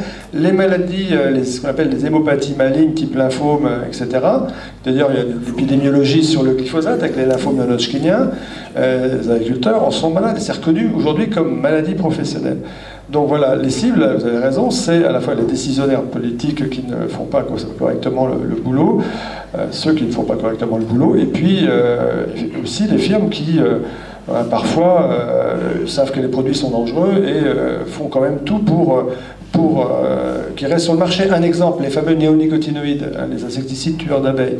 C'est des produits qui ont été conçus pour pouvoir protéger l'ensemble d'une plante juste en enrobant la graine avec l'insecticide. Donc pour que ça marche, il faut bien que toute la substance imprègne l'ensemble de la plante. Donc il faut que ça rentre dans la circulation de la plante. Les industriels qui ont commercialisé ça en Europe dans les années 90 ont soutenu que le produit n'était pas systémique, ce qui était une absurdité. Et systémique, ça veut dire qu'il rentre dans la circulation de sève de la plante. S'il ne rentrait pas dans la circulation de sève de la plante, il n'était pas efficace. Donc comment ils pouvaient prétendre vendre un produit efficace s'il n'était pas systémique? Donc leur niveau de défense était absurde, mais ils ont été jusqu'au bout pour nier que la dangerosité de leur produit. Sur le bisphénol A, la même chose. Le produit a été conçu pour justement être une hormone en fait synthétique. Et après, il n'a pas été utilisé comme hormone synthétique, il a été utilisé comme plastifiant. Et après, les industriels qui commercialisaient donc du plastique avec du bisphénol ont soutenu et continuent à le faire en Europe que ce n'était pas un perturbateur endocrinien, que le truc était construction une hormone synthétique. Donc c'est le niveau de mauvaise foi atteint des niveaux complètement stratosphériques, mais je dirais pour eux c'est pas grave. Dans leur valeur, le boulot c'est de maintenir le produit sur le marché le plus longtemps possible, parce qu'une année de plus, c'est du fric de gagner. Donc face à ça, il faut des législateurs qui soient durs, qui appliquent la loi dans le bon sens, en commençant par la nécessité donc, de protection de l'environnement et de la santé. Et derrière, il y a une pression fantastique de ces lobbies, on le sait, mais il faut des élus qui ne cannent pas par rapport à ça et qui sachent, être là pour l'intérêt général et pas pour servir les intérêts privés. Bonjour, donc moi j'avais encore une petite question technique sur le glyphosate. La semaine dernière, il y a eu une étude ornithologique sur les mésanges qui a été révélée avec une mortalité massive dans une région de Belgique. Donc ils ont fait des analyses sur ces oiseaux et donc ils ont pu mettre en évidence, incriminer un pesticide de l'agriculture et ils ont relevé des dizaines de traces d'autres substances, dont du DDT, qui est interdit depuis 70. Je voudrais savoir si on connaît la durée de persistance du glyphosate dans les milieux, si on a cette indication. Oui, c'est ça. Alors là c'est un peu comme les manifs. Est-ce que c'est selon la police ou les organisateurs? Il y a des durées variables selon les milieux, mais aussi il y a une grande différence d'appréciation selon les scientifiques, savoir selon les firmes et selon les scientifiques indépendants. Oui, il n'y a pas aujourd'hui, à ma connaissance, un chiffre établi on mesure souvent la persistance d'un polluant par sa demi-vie, c'est-à-dire le nombre d'années qu'il faut pour détruire la moitié simplement pour montrer justement cette divergence, ça dépend pour qui, lorsque le glyphosate est sorti, et dans les années 80, Monsanto faisait des publicités sur la biodégradabilité du glyphosate. Et je me rappelle très bien, dans ces années-là, enfin dans les années 90-2000, quand j'ai commencé véritablement à travailler sur ces sujets, le glyphosate, la capture des milieux scientifiques par Monsanto avait été telle que le glyphosate avait cette réputation, y compris chez les scientifiques. Je me rappelle le débat justement sur les OGM tolérants au glyphosate, où on me disait mais c'est le meilleur herbicide qu'il y a aujourd'hui, on n'en a pas d'autre pour le remplacer, celui-là il est biodégradable. C'était quelque chose qui était rentré dans l'opinion des gens. Ceci dit, c'est pas le cas, parce qu'il y a d'abord d'autres études plus récentes ont montré que dans des sols, en Suède en particulier, traités par du glyphosate, on en retrouvait encore 4 ans plus tard. Donc je ne sais pas si l'étude s'est prolongée au-delà des 4 ans, mais on en trouve beaucoup plus longtemps. Monsanto a été condamné pour publicité mensongère aux États-Unis et en France, justement sur le fait de la biodégradabilité du glyphosate, puisqu'on s'apercevait qu'il restait beaucoup plus longtemps dans les sols, dans l'eau, voire dans l'atmosphère que ce qu'on pensait. C'est un des produits qu'on retrouve le plus dans les eaux de surface, c'est-à-dire que on ne sait pas combien de temps, mais tous les ans, on en retrouve, donc on ne sait pas si c'est celui de cette année ou celui de l'année d'avant, etc. Et ensuite, il y a le métabolite du glyphosate, qui est sans doute au moins aussi toxique que le glyphosate, la MPA, qui lui reste très longtemps. Donc j'ai pas de réponse précise à combien de temps. Le DDT non plus, on ne sait pas combien de temps, on sait que c'est des années. Le seul dont j'ai entendu récemment parler de la rémanence, c'est le chlordécone aux Antilles, où on dit il y en a pour 700 ans. Donc on peut espérer que le glyphosate, ça soit un peu moins que 700 ans, mais de dire qu'il est biodégradable et qu'il se dégrade très vite, comme ce qui a été l'argument pendant des années, et y compris ce qui a été l'argument pour l'utiliser en semi-direct, en disant vous en faites pas, il n'en reste pas dans le sol, ça s'est révélé complètement faux. Oui, moi la question que je me posais, c'est que là on est en train de parler des firmes, on est en train de parler de l'interdiction du glyphosate. Je ne sais pas quel est le pourcentage d'agriculteurs qui utilisent du glyphosate par exemple en France. Ça veut dire que nécessairement, si on ne passe pas par les alternatives et pour les agriculteurs, on ne pourra pas arriver à changer ça non plus. Il n'y a pas que le fait d'interdire directement, il y a la question pour les agriculteurs aujourd'hui. Et je crois quand même que l'agriculture intensive, aujourd'hui, c'est quand même la très très grosse majorité, enfin, j'ai pas de statistiques, mais de notre territoire. Donc là, c'est pas abordé dans tout ce qu'on a dit tout de suite, sauf si j'ai pas assisté à tout. Mais voilà, je voulais savoir quelles étaient pour vous la façon justement de pouvoir sensibiliser les agriculteurs et surtout de leur proposer des alternatives. Parce qu'autrement, je ne vois pas comment on pourra y arriver. Voilà, un petit mot, je vais passer par mes collègues. Vous avez complètement raison. Hein. Alors aujourd'hui, l'agriculture chimique en Picardie, c'est 99%, en France, c'est 93%. Donc il reste encore un peu de travail à faire. Effectivement, si aujourd'hui on interdisait tous les pesticides de synthèse, les gens qui ont adapté les systèmes à cette agriculture-là seraient vraiment mal. C'est-à-dire qu'il faut réapprendre à travailler, il faut changer un système. Donc ça veut dire que ça ne se pilote pas comme une mobilette.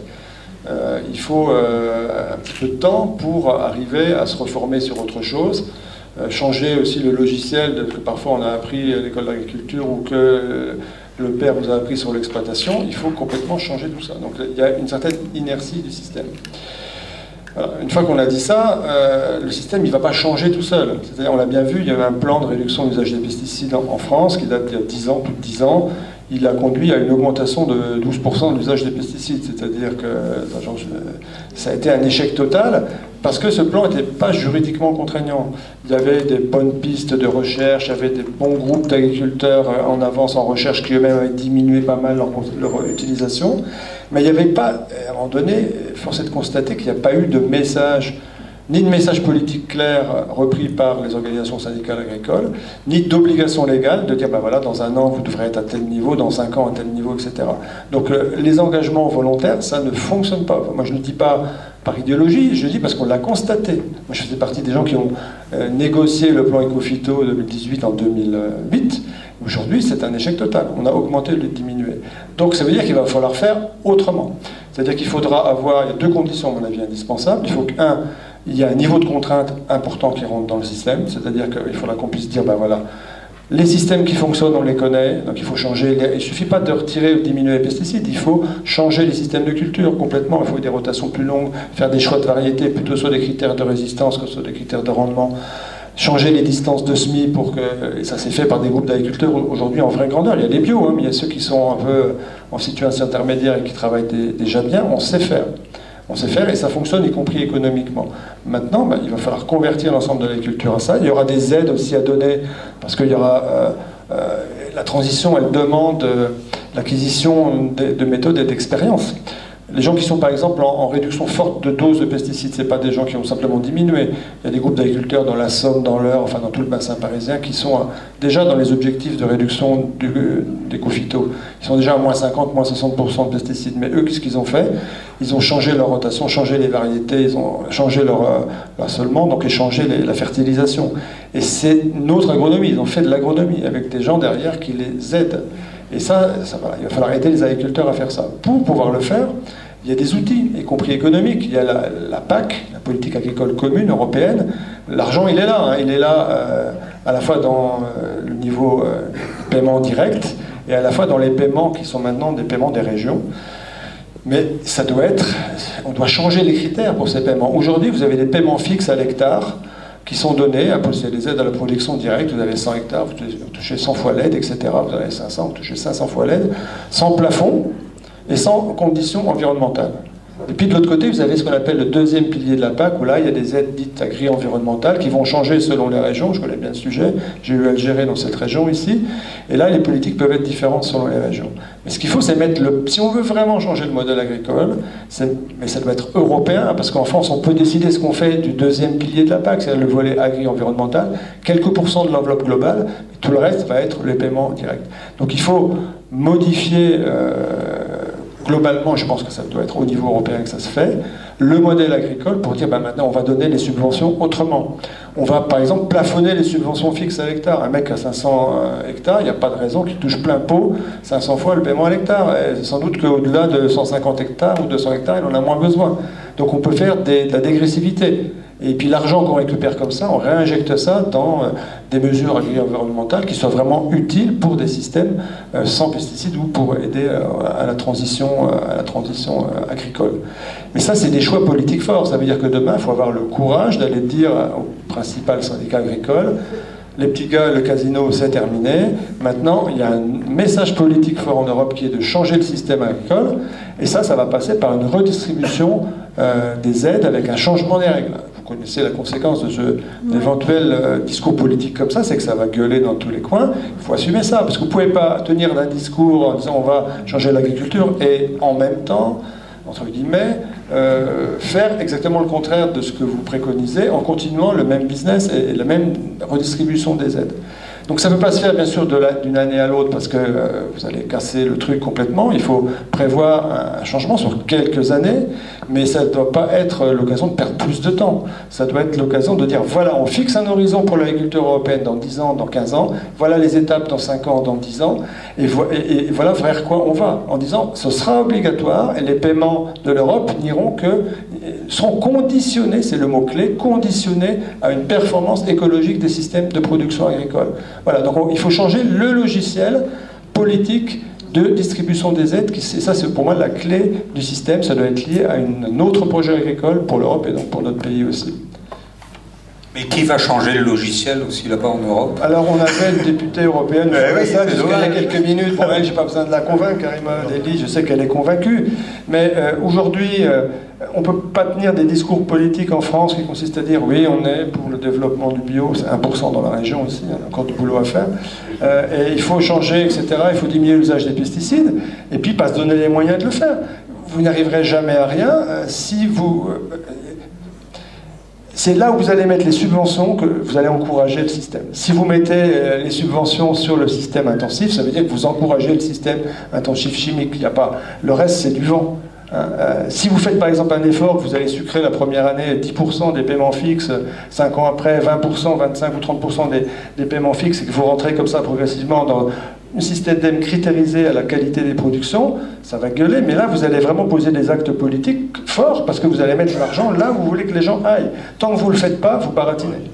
Donc vous savez, c'est pas compliqué de regarder l'accent de la politique, c'est là où il met l'argent qui signe sa volonté politique. Donc la PAC, elle est en train de se renégocier là, c'est le moment d'aller voir nos responsables politiques pour leur dire écoutez, voilà l'agriculture qu'on veut, ça passe par une définition de ce que doit être le modèle agricole de demain. Il y avait un modèle qui vient des années 50-60, il fallait produire plus, machin, bon d'accord, il y avait un héritage historique, mais maintenant, il faut nourrir les gens tout en respectant la planète, tout en respectant l'environnement, la biodiversité et la santé. Donc ça doit être un nouveau modèle, et en plus c'est un projet fantastique. Des agriculteurs qui, à juste titre, se plaignent souvent d'être mal payés, d'être mal considérés par la société, doivent y voir là une porte de sortie, un projet d'avenir sur lequel on doit collaborer. Aujourd'hui, voilà, ils voient ça encore comme une menace, alors que c'est la plus grande opportunité qu'ils ont de pouvoir redonner du sens à leur métier. Oui, simplement pour rajouter, je crois que, en fait, tu l'as extrêmement bien dit, hein, c'est là où est l'argent que les choses pourront éventuellement avancer. Mais pour répondre à votre question, je crois qu'il y a aussi, on a souvent tendance à faire une sorte d'amalgame et dire les agriculteurs, les paysans. Or, c'est un milieu qui est très divers. Et ça, de toute façon, il faut bien se rendre compte aujourd'hui, on l'a vu lorsqu'il y a eu la crise du porc, la crise du lait, c'est ceux qui sont entre les deux. Les bio, en général, s'en sortent plutôt bien. Ils ont fait un choix. Et économiquement, en général, ce ne sont pas eux. Les plus gros aussi sont en général à l'abri du besoin. Ceux qui sont le plus coincés lorsqu'il y a une crise, c'est ceux du milieu, ceux qui n'ont pas réussi, entre guillemets, à s'agrandir assez, à se moderniser, je le mets entre guillemets, assez.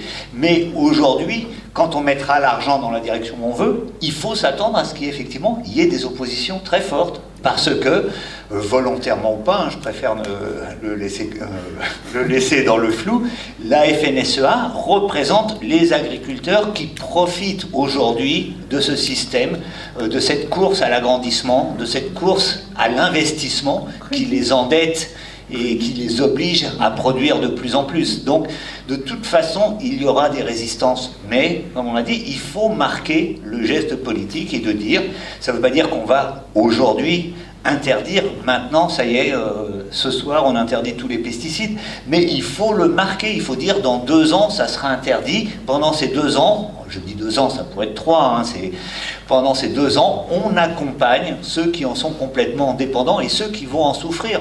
Moi, j'ai pas spécifiquement envie de soutenir cet agriculteur qui a des milliers d'hectares et qui touche des millions de la PAC et de dire oh là là, le pauvre il va souffrir à cause de ça.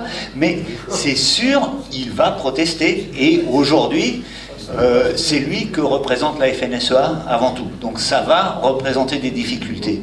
Et pour le dire plus globalement, hein, et pour remettre aussi ces chiffres en perspective, tout le monde est dans l'agriculture industrielle et chimique. Au niveau mondial, c'est encore les 3/4 de l'alimentation qui sont produits par de l'agriculture paysanne. Donc on est, nous, dans une divergence, à un moment, un système ce qui ne veut pas dire que les agriculteurs, sur 1,4 milliard d'agriculteurs, il y en a 1 milliard, je crois, qui n'ont pas de charrue, même. Ça ne veut pas dire qu'il faut qu'ils restent coincés dans un système, entre guillemets, néolithique, mais il faut malgré tout se rendre compte qu'aujourd'hui, le modèle de l'agriculture industrielle, il est encore minoritaire dans l'agriculture mondiale et c'est celui qui cause les dégâts environnementaux, que ce soit, comme on l'a dit, par les pesticides, mais que ce soit aussi par l'émission de gaz à effet de serre, par la fabrication d'engrais qui est excessivement énergivore, par les oxydes d'azote liés aux engrais qui sont répandus dans les sols et les transports de ces soi-disant matières premières agricoles. Maintenant, on ne parle même plus d'alimentation, on parle de matières premières agricoles, de commodités, si on utilise la traduction directe du mot anglais. C'est plus de l'alimentation que l'agriculture produit, c'est des commodités. Donc il faut, au niveau mondial, ça reste quand même les 3/4 de l'alimentation qui est faite par une agriculture paysanne. Je crois que tout a été dit. Un petit témoignage aussi, c'est par rapport aux réglementations. Quand elles sont émises, il faut aussi qu'elles soient bien appliquées. Donc Agnès, qui travaille à l'hôpital et qui me montrait en fait une affiche qui a été apposée au bas d'une porte, tout en bas, à l'entrée d'un service de gérontologie des personnes âgées, pour annoncer le 14 août qu'il y allait y avoir un déversement de produits phytosanitaires pour nettoyer l'environnement vert de cet établissement. Donc ils annonçaient que ça allait être le 20 août, que ce travail allait avoir lieu. Ils disaient de quel produit il s'agissait, que la durée d'éviction du public c'était 29 heures.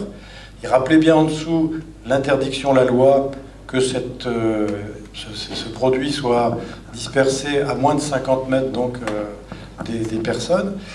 Et donc tout ça a été fait donc, le 20 août sans que personne d'autre n'en ait parlé, si ce n'est cette petite affiche mise au ras du sol. Et ce jour-là, les fenêtres étaient bien ouvertes, les résidents avaient bien accès à tout ce produit, ainsi que tous les visiteurs, hein, c'est ce que tu disais, Agnès. Donc, image un peu choquante quand même, dans ce contexte qui nous réunit aujourd'hui. Oui, moi je vais revenir sur l'homologation des produits. Alors, je vais paraître un peu hors sol, mais c'est une expérience. L'homologation des produits au niveau européen, donc acceptée par la France, hein. Enfin, par la France, par les gouvernements français plutôt. Moi j'ai travaillé avec des étudiants et on construisait des machines industrielles. Donc on avait toute la littérature officielle, et dans cette littérature officielle il y avait des obligations, hein, au niveau sécurité ou autre, et des recommandations. Et à la fin il nous disait qu'il fallait que le produit homologué ait le logo CE dessus. Et vous savez comment on fait pour avoir le logo CE, cette homologation? Eh bien, on va sur Internet, on estime, le constructeur estime qu'il est dans les normes, donc il va sur Internet, il clique le logo, et il l'imprime sur la bécane. Voilà. Donc quand vous avez des produits marqués CE, c'est absolument pas... Enfin, méfiez-vous. C'est tout. D'ailleurs, quand on voit, moi j'ai vu des trucs à la télé, quand tu vois des jouets ou des produits qui viennent de Chine marqués CE, les douanes constatent qu'ils ne sont pas aux normes. Il y a marqué CE dessus. Donc voilà, c'est pareil pour les produits chimiques. Hein. Les industriels, qui soient de la mécanique, de la chimie, de l'agrochimie, de l'agroalimentaire ou autre, ils ont les pleins pouvoirs. Et ça, c'est les lois européennes. Je suppose que aux États-Unis, c'est la même chose ou ailleurs. Ce sont ces lois-là qui sont qui permettent, qui sont permissives. Hein, elles vont dans le sens des industriels. Ça, c'est clair et net. Hein, et les gouvernements français successifs ont été partie prenante de ces lois. Je peux dire un mot parce que je ne suis pas tout à fait d'accord avec vous. Alors, je connais rien aux produits industriels, aux machines. Donc là, je ne me permettrai pas de la ramener, je suis nul là-dedans. Sur les pesticides, je ne pense pas que la loi, elle n'est pas parfaite. Mais le principal défaut du système, c'est de ne pas appliquer les règlements en vigueur. Ah non, c'est pas pareil, parce que le boulot législatif, il a été en grande partie fait. Si on prenait les études publiées en compte dans les dossiers d'évaluation, si on les jugeait sur le poids de la preuve scientifique, comme c'est écrit, on aurait des résultats complètement différents. Aujourd'hui, c'est parce que la façon dont le système fonctionne, finalement, est pour moi illégale.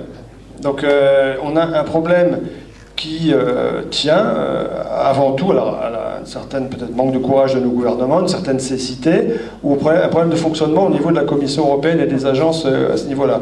Mais voilà, il y a des problèmes qui parfois peuvent effectivement venir des lois qui sont mal faites, mais quand on a des lois, il peut y avoir des bonnes choses dedans, tout n'est pas bon, mais il peut y avoir des bons éléments, encore faut-il que la loi soit appliquée avec rigueur. Aujourd'hui, les industriels ont tellement investi et sont tellement introduits dans les systèmes d'experts, les agences, etc., à tous les niveaux, qu'ils ont même réussi à corrompre, on peut dire, la façon dont la science réglementaire fonctionne. C'est un truc qu'il faut bien se mettre en tête. On nous dit, oui, telle agence a dit que le glyphosate n'était pas dangereux, c'est donc la science a parlé. Mais les agences sanitaires, c'est pas que de la science pure, hein, c'est pas de la recherche scientifique fondamentale. C'est un mélange entre de l'utilisation de la science, du réglementaire et du politique. Donc après, dans des proportions variables. Voilà, donc tout ça, c'est pas la science. Et justement, le règlement européen dit on doit prendre en compte la littérature universitaire aussi sur ces questions-là. Et ça veut dire qu'on réintroduit des données extérieures au système, puisque l'Europe ne va pas faire de nouvelles études pour tester un nouveau pesticide. Elle n'a pas les moyens de le faire, donc elle prend les données des firmes, elle doit prendre aussi les données indépendantes. Sauf qu'elles ne sont pas utilisées, voire même ignorées, et c'est là où le système fonctionne de manière illégale. On se demandait d'ailleurs avec Arnaud en aparté si on pouvait en tant qu'association porter plainte sur un truc comme ça. Juridiquement, on n'est pas encore au clair là-dessus, ou si c'est un État qui doit porter plainte. Mais en tout cas, il faut faire quelque chose. Il y a une situation anormale, ça va dans le sens aussi du recours que vous avez fait au niveau de l'Europe. Quand il y a une situation anormale, on peut saisir la Cour européenne de justice pour dire, attendez, c'est un filet, un peu de sécurité juridique au niveau européen. Là, la Commission européenne ne fait pas son boulot, ne fonctionne pas dans la légalité. Donc voilà, je voulais remettre le deuxième étage. Loi mauvaise parfois, vous avez raison, mais loi non appliquée aussi parfois, et c'est aussi grave. Je voulais savoir, à partir de tout ce que vous avez dit, quel est l'engagement des organismes de formation par rapport aux agriculteurs et par rapport aussi aux métiers de l'environnement? Alors, essayer d'être nuancé. Ça va pas être facile. Non, c'est compliqué parce qu'aujourd'hui, il y a quand même une dénégation des problèmes. Enfin, moi, je ne vais pas mentir. Le problème aujourd'hui, c'est que le discours a un peu changé. La FNSEA a un peu changé son discours. Elle dit, bon, maintenant, on va être porteur de solutions, contrat de solutions, machin.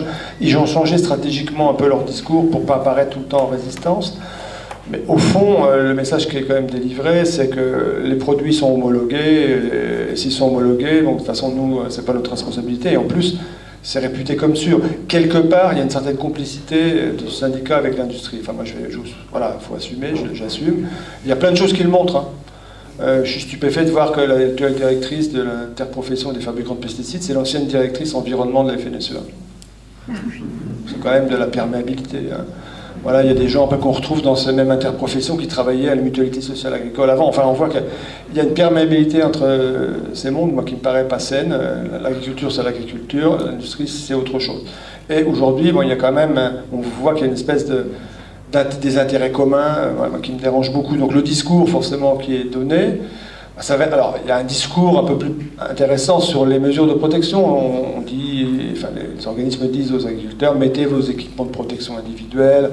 Voilà, maintenant, il y a une obligation d'avoir un local phyto pour entreposer les produits, etc.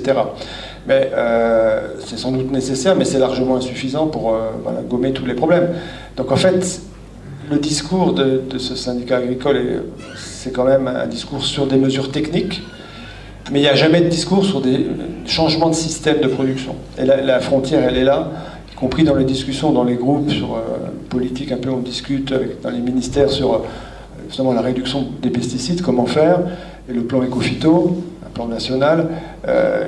Ces organismes agricoles sont toujours porteurs de solutions techniques, mais vous pouvez mettre des drones, des machins, des satellites, des buses dernière génération. Vous allez peut-être diminuer un peu l'impact environnemental, mais vous n'allez pas résoudre le problème. Et à un moment donné, il y a un truc incontournable qui est le changement des systèmes de production, le changement profond des systèmes de production.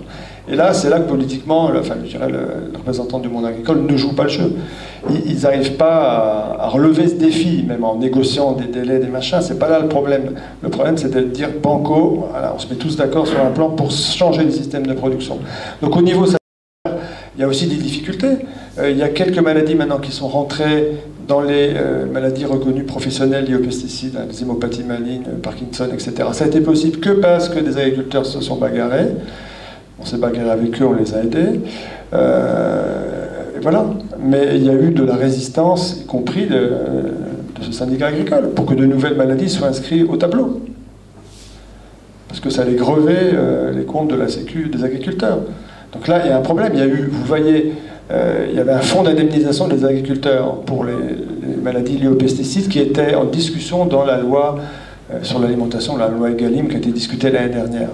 Ce truc, c'était vraiment intéressant. Je veux dire, reconnaître ces personnes en maladie professionnelle et les aider avec un fonds d'indemnisation, eh bien, ça n'a pas été possible de faire voter. Donc si ça avait été porté de manière forte par l'ensemble des représentants de la profession agricole, ça serait passé. Ça n'a pas été le cas. Donc là, il y a vraiment un problème. Il y a vraiment un problème, il y a un manque de solidarité, puis quelque part, moi je pense qu'il y a une sorte de complicité avec le système qui fait qu'aujourd'hui, les choses, y compris à ce niveau-là, n'avancent pas comme elles devraient. Oui, il est assez évident que de reconnaître les maladies professionnelles liées aux pesticides, pour eux, c'est se tirer une balle dans le pied. Évidemment, puisque ça veut dire c'est dangereux, donc si c'est dangereux, pourquoi continuer avec? De la même façon qu'il est absolument étonnant qu'on l'interdise pour les collectivités publiques, on l'interdit pour les particuliers. Donc c'est quelque part qu'il y a un problème, mais on ne l'interdit pas pour les agriculteurs. C'est quand même assez intéressant de se dire là où est la réalité, quelle est l'incohérence de tout ça. Voilà, donc ce sont des points quand même qui interrogent grandement, je trouve. L'arrêté qui va être pris, il est question aussi d'information des riverains. Alors, il y aura un cadrage sur les licences au niveau national, mais le problème, c'est qu'ils sont en train de canner sur l'information des riverains en déléguant ça aux discussions par département autour des chartes de bon voisinage. Et là information en direct du ministère de l'Environnement vendredi. Et donc ça, c'est une catastrophe, parce que céder là-dessus, ça veut dire que vous allez devoir aller discuter en tant que représentant d'une association départementale avec les représentants de la Chambre d'agriculture, qui eux seront responsables de l'organisation des débats pour sortir sur des chartes de bon voisinage, sur comment vont être mis en place les systèmes d'information. Donc, premier gros défaut, c'est qu'il va y avoir des divergences sur le territoire national qui vont être terribles. Donc moi, je choque toujours quand l'égalité de traitement républicain, un principe fondamental de la République, n'est pas respecté. Il y a des gars pour lesquels il y aura des SMS, ça peut être très efficace. Attention, je passe demain avec machin, tu fais gaffe. Voilà.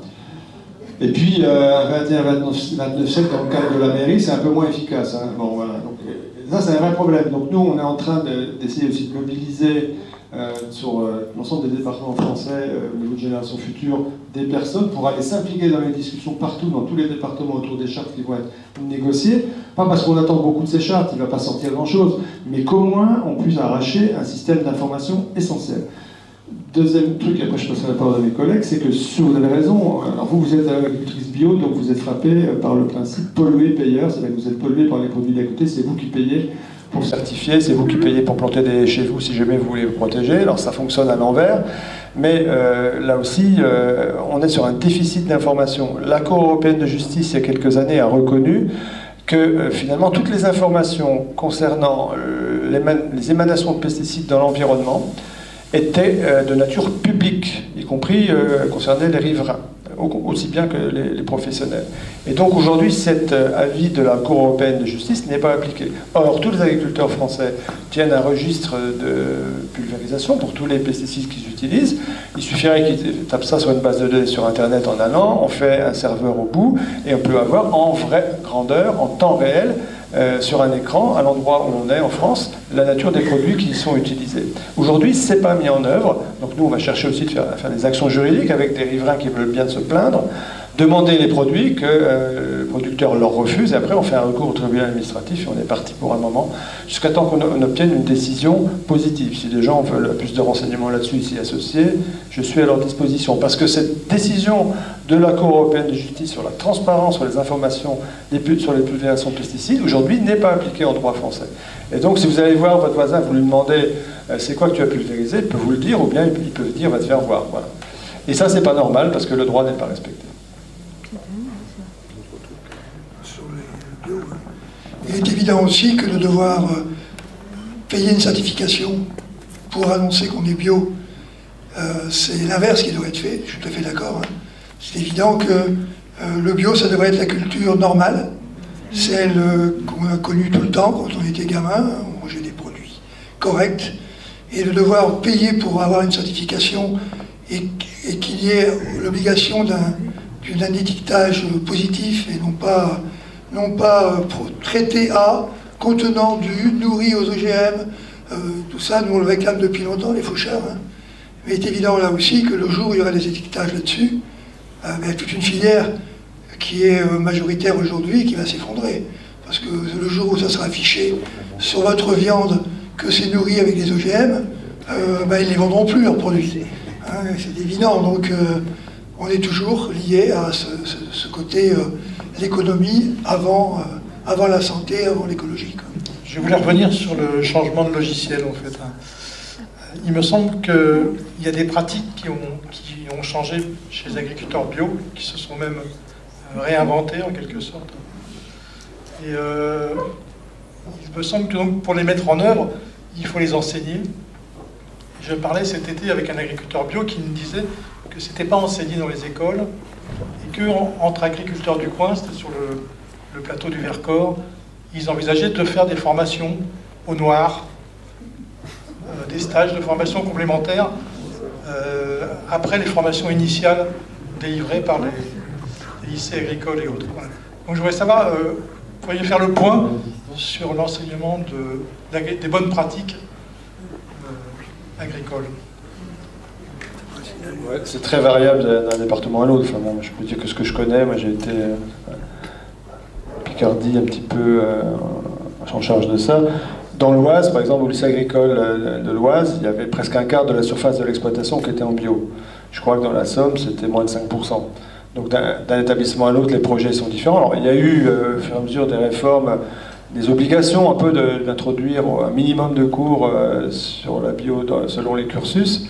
Après, les projets d'établissement, la volonté des chefs d'établissement, etc., fait qu'il y a des situations extrêmement diverses selon les exploitations. Voilà. À savoir qu'aussi, les lycées dépendants des conseils régionaux, ils ont un rôle important à jouer, parce qu'on a permis, par exemple, au niveau de la Picardie, de racheter des terres pour agrandir l'exploitation, mais la partie bio de l'exploitation du lycée. Voilà, donc ça c'est des choix politiques qui vont aider la pluralité de l'enseignement agricole et le fait que les élèves soient au courant de toutes les techniques et notamment des systèmes bio.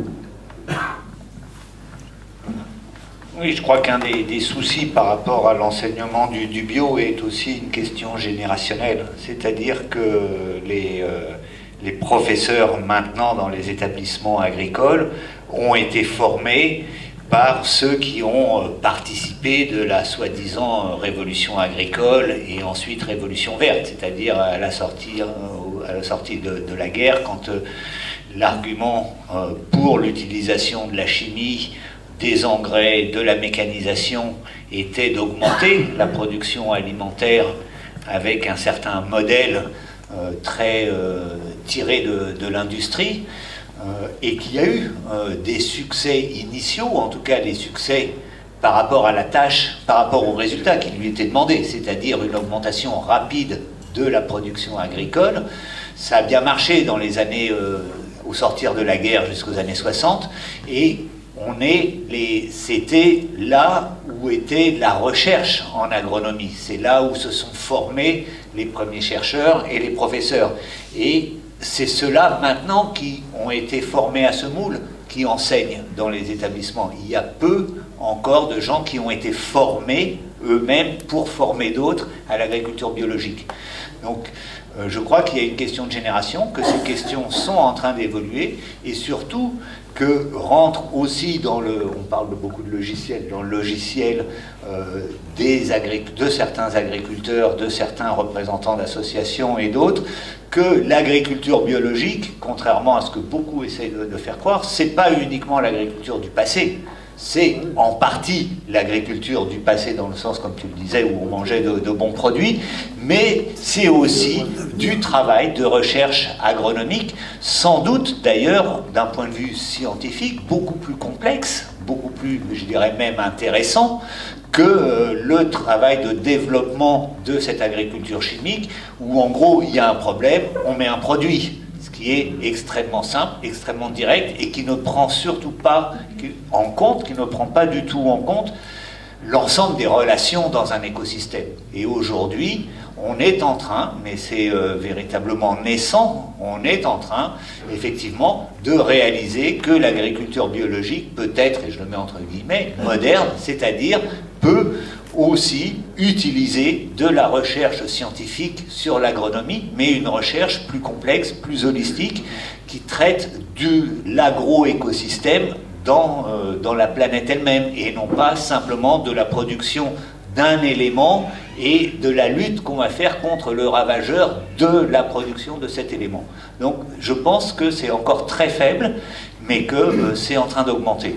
Et je voulais donner, puisqu'on a beaucoup parlé de ces questions de bio, de ces questions de direction à prendre, de politique, je voulais dire, et je pense qu'ici on est en grande partie de toute façon déjà dans cette mouvance, que les choses aussi vont évoluer grâce à nous. C'est-à-dire qu'aujourd'hui, il faut cesser d'acheter des produits qui viennent de l'agriculture industrielle, de produits qui viennent de l'autre bout de la planète, qui ont été produits au Brésil, mis en boîte en Thaïlande et réexpédiés en France. Il faut cesser de s'alimenter de cette malbouffe, hein, c'est ce qu'on dit, de cette alimentation ultra transformée, dont on se rend compte, au-delà des questions des pesticides, qu'elle est extrêmement dommageable à notre santé, pour des tas d'autres raisons, pour les additifs qu'on y a mis, pour les conservateurs, etc. Donc je crois qu'il ne faut pas négliger l'effort qu'on peut faire individuellement, parce qu'on ne le fait pas tous, toujours. Effectivement, ce n'est pas une leçon de morale, hein, on n'est pas des gens parfaits, etc., qui n'ont aucun défaut, aucune tentation pour d'autres choses, mais je dis, il faut s'efforcer à la fois de retrouver les producteurs qui font les efforts de se passer de ces produits, de retrouver les circuits courts et d'inciter aussi les gens autour de nous de faire pareil.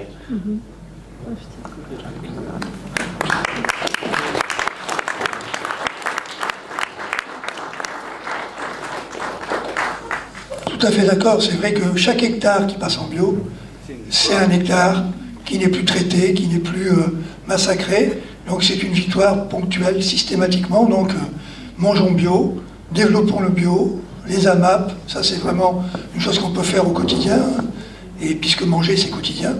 Et pour revenir aux formations, il y a aussi les techniciens des chambres d'agriculture, qui eux aussi sont dans le même cas, qui n'ont absolument pas les formations qui permettent aujourd'hui d'aider à l'accompagnement de la transition vers des agricultures beaucoup plus respectueuses de la vie et de l'environnement.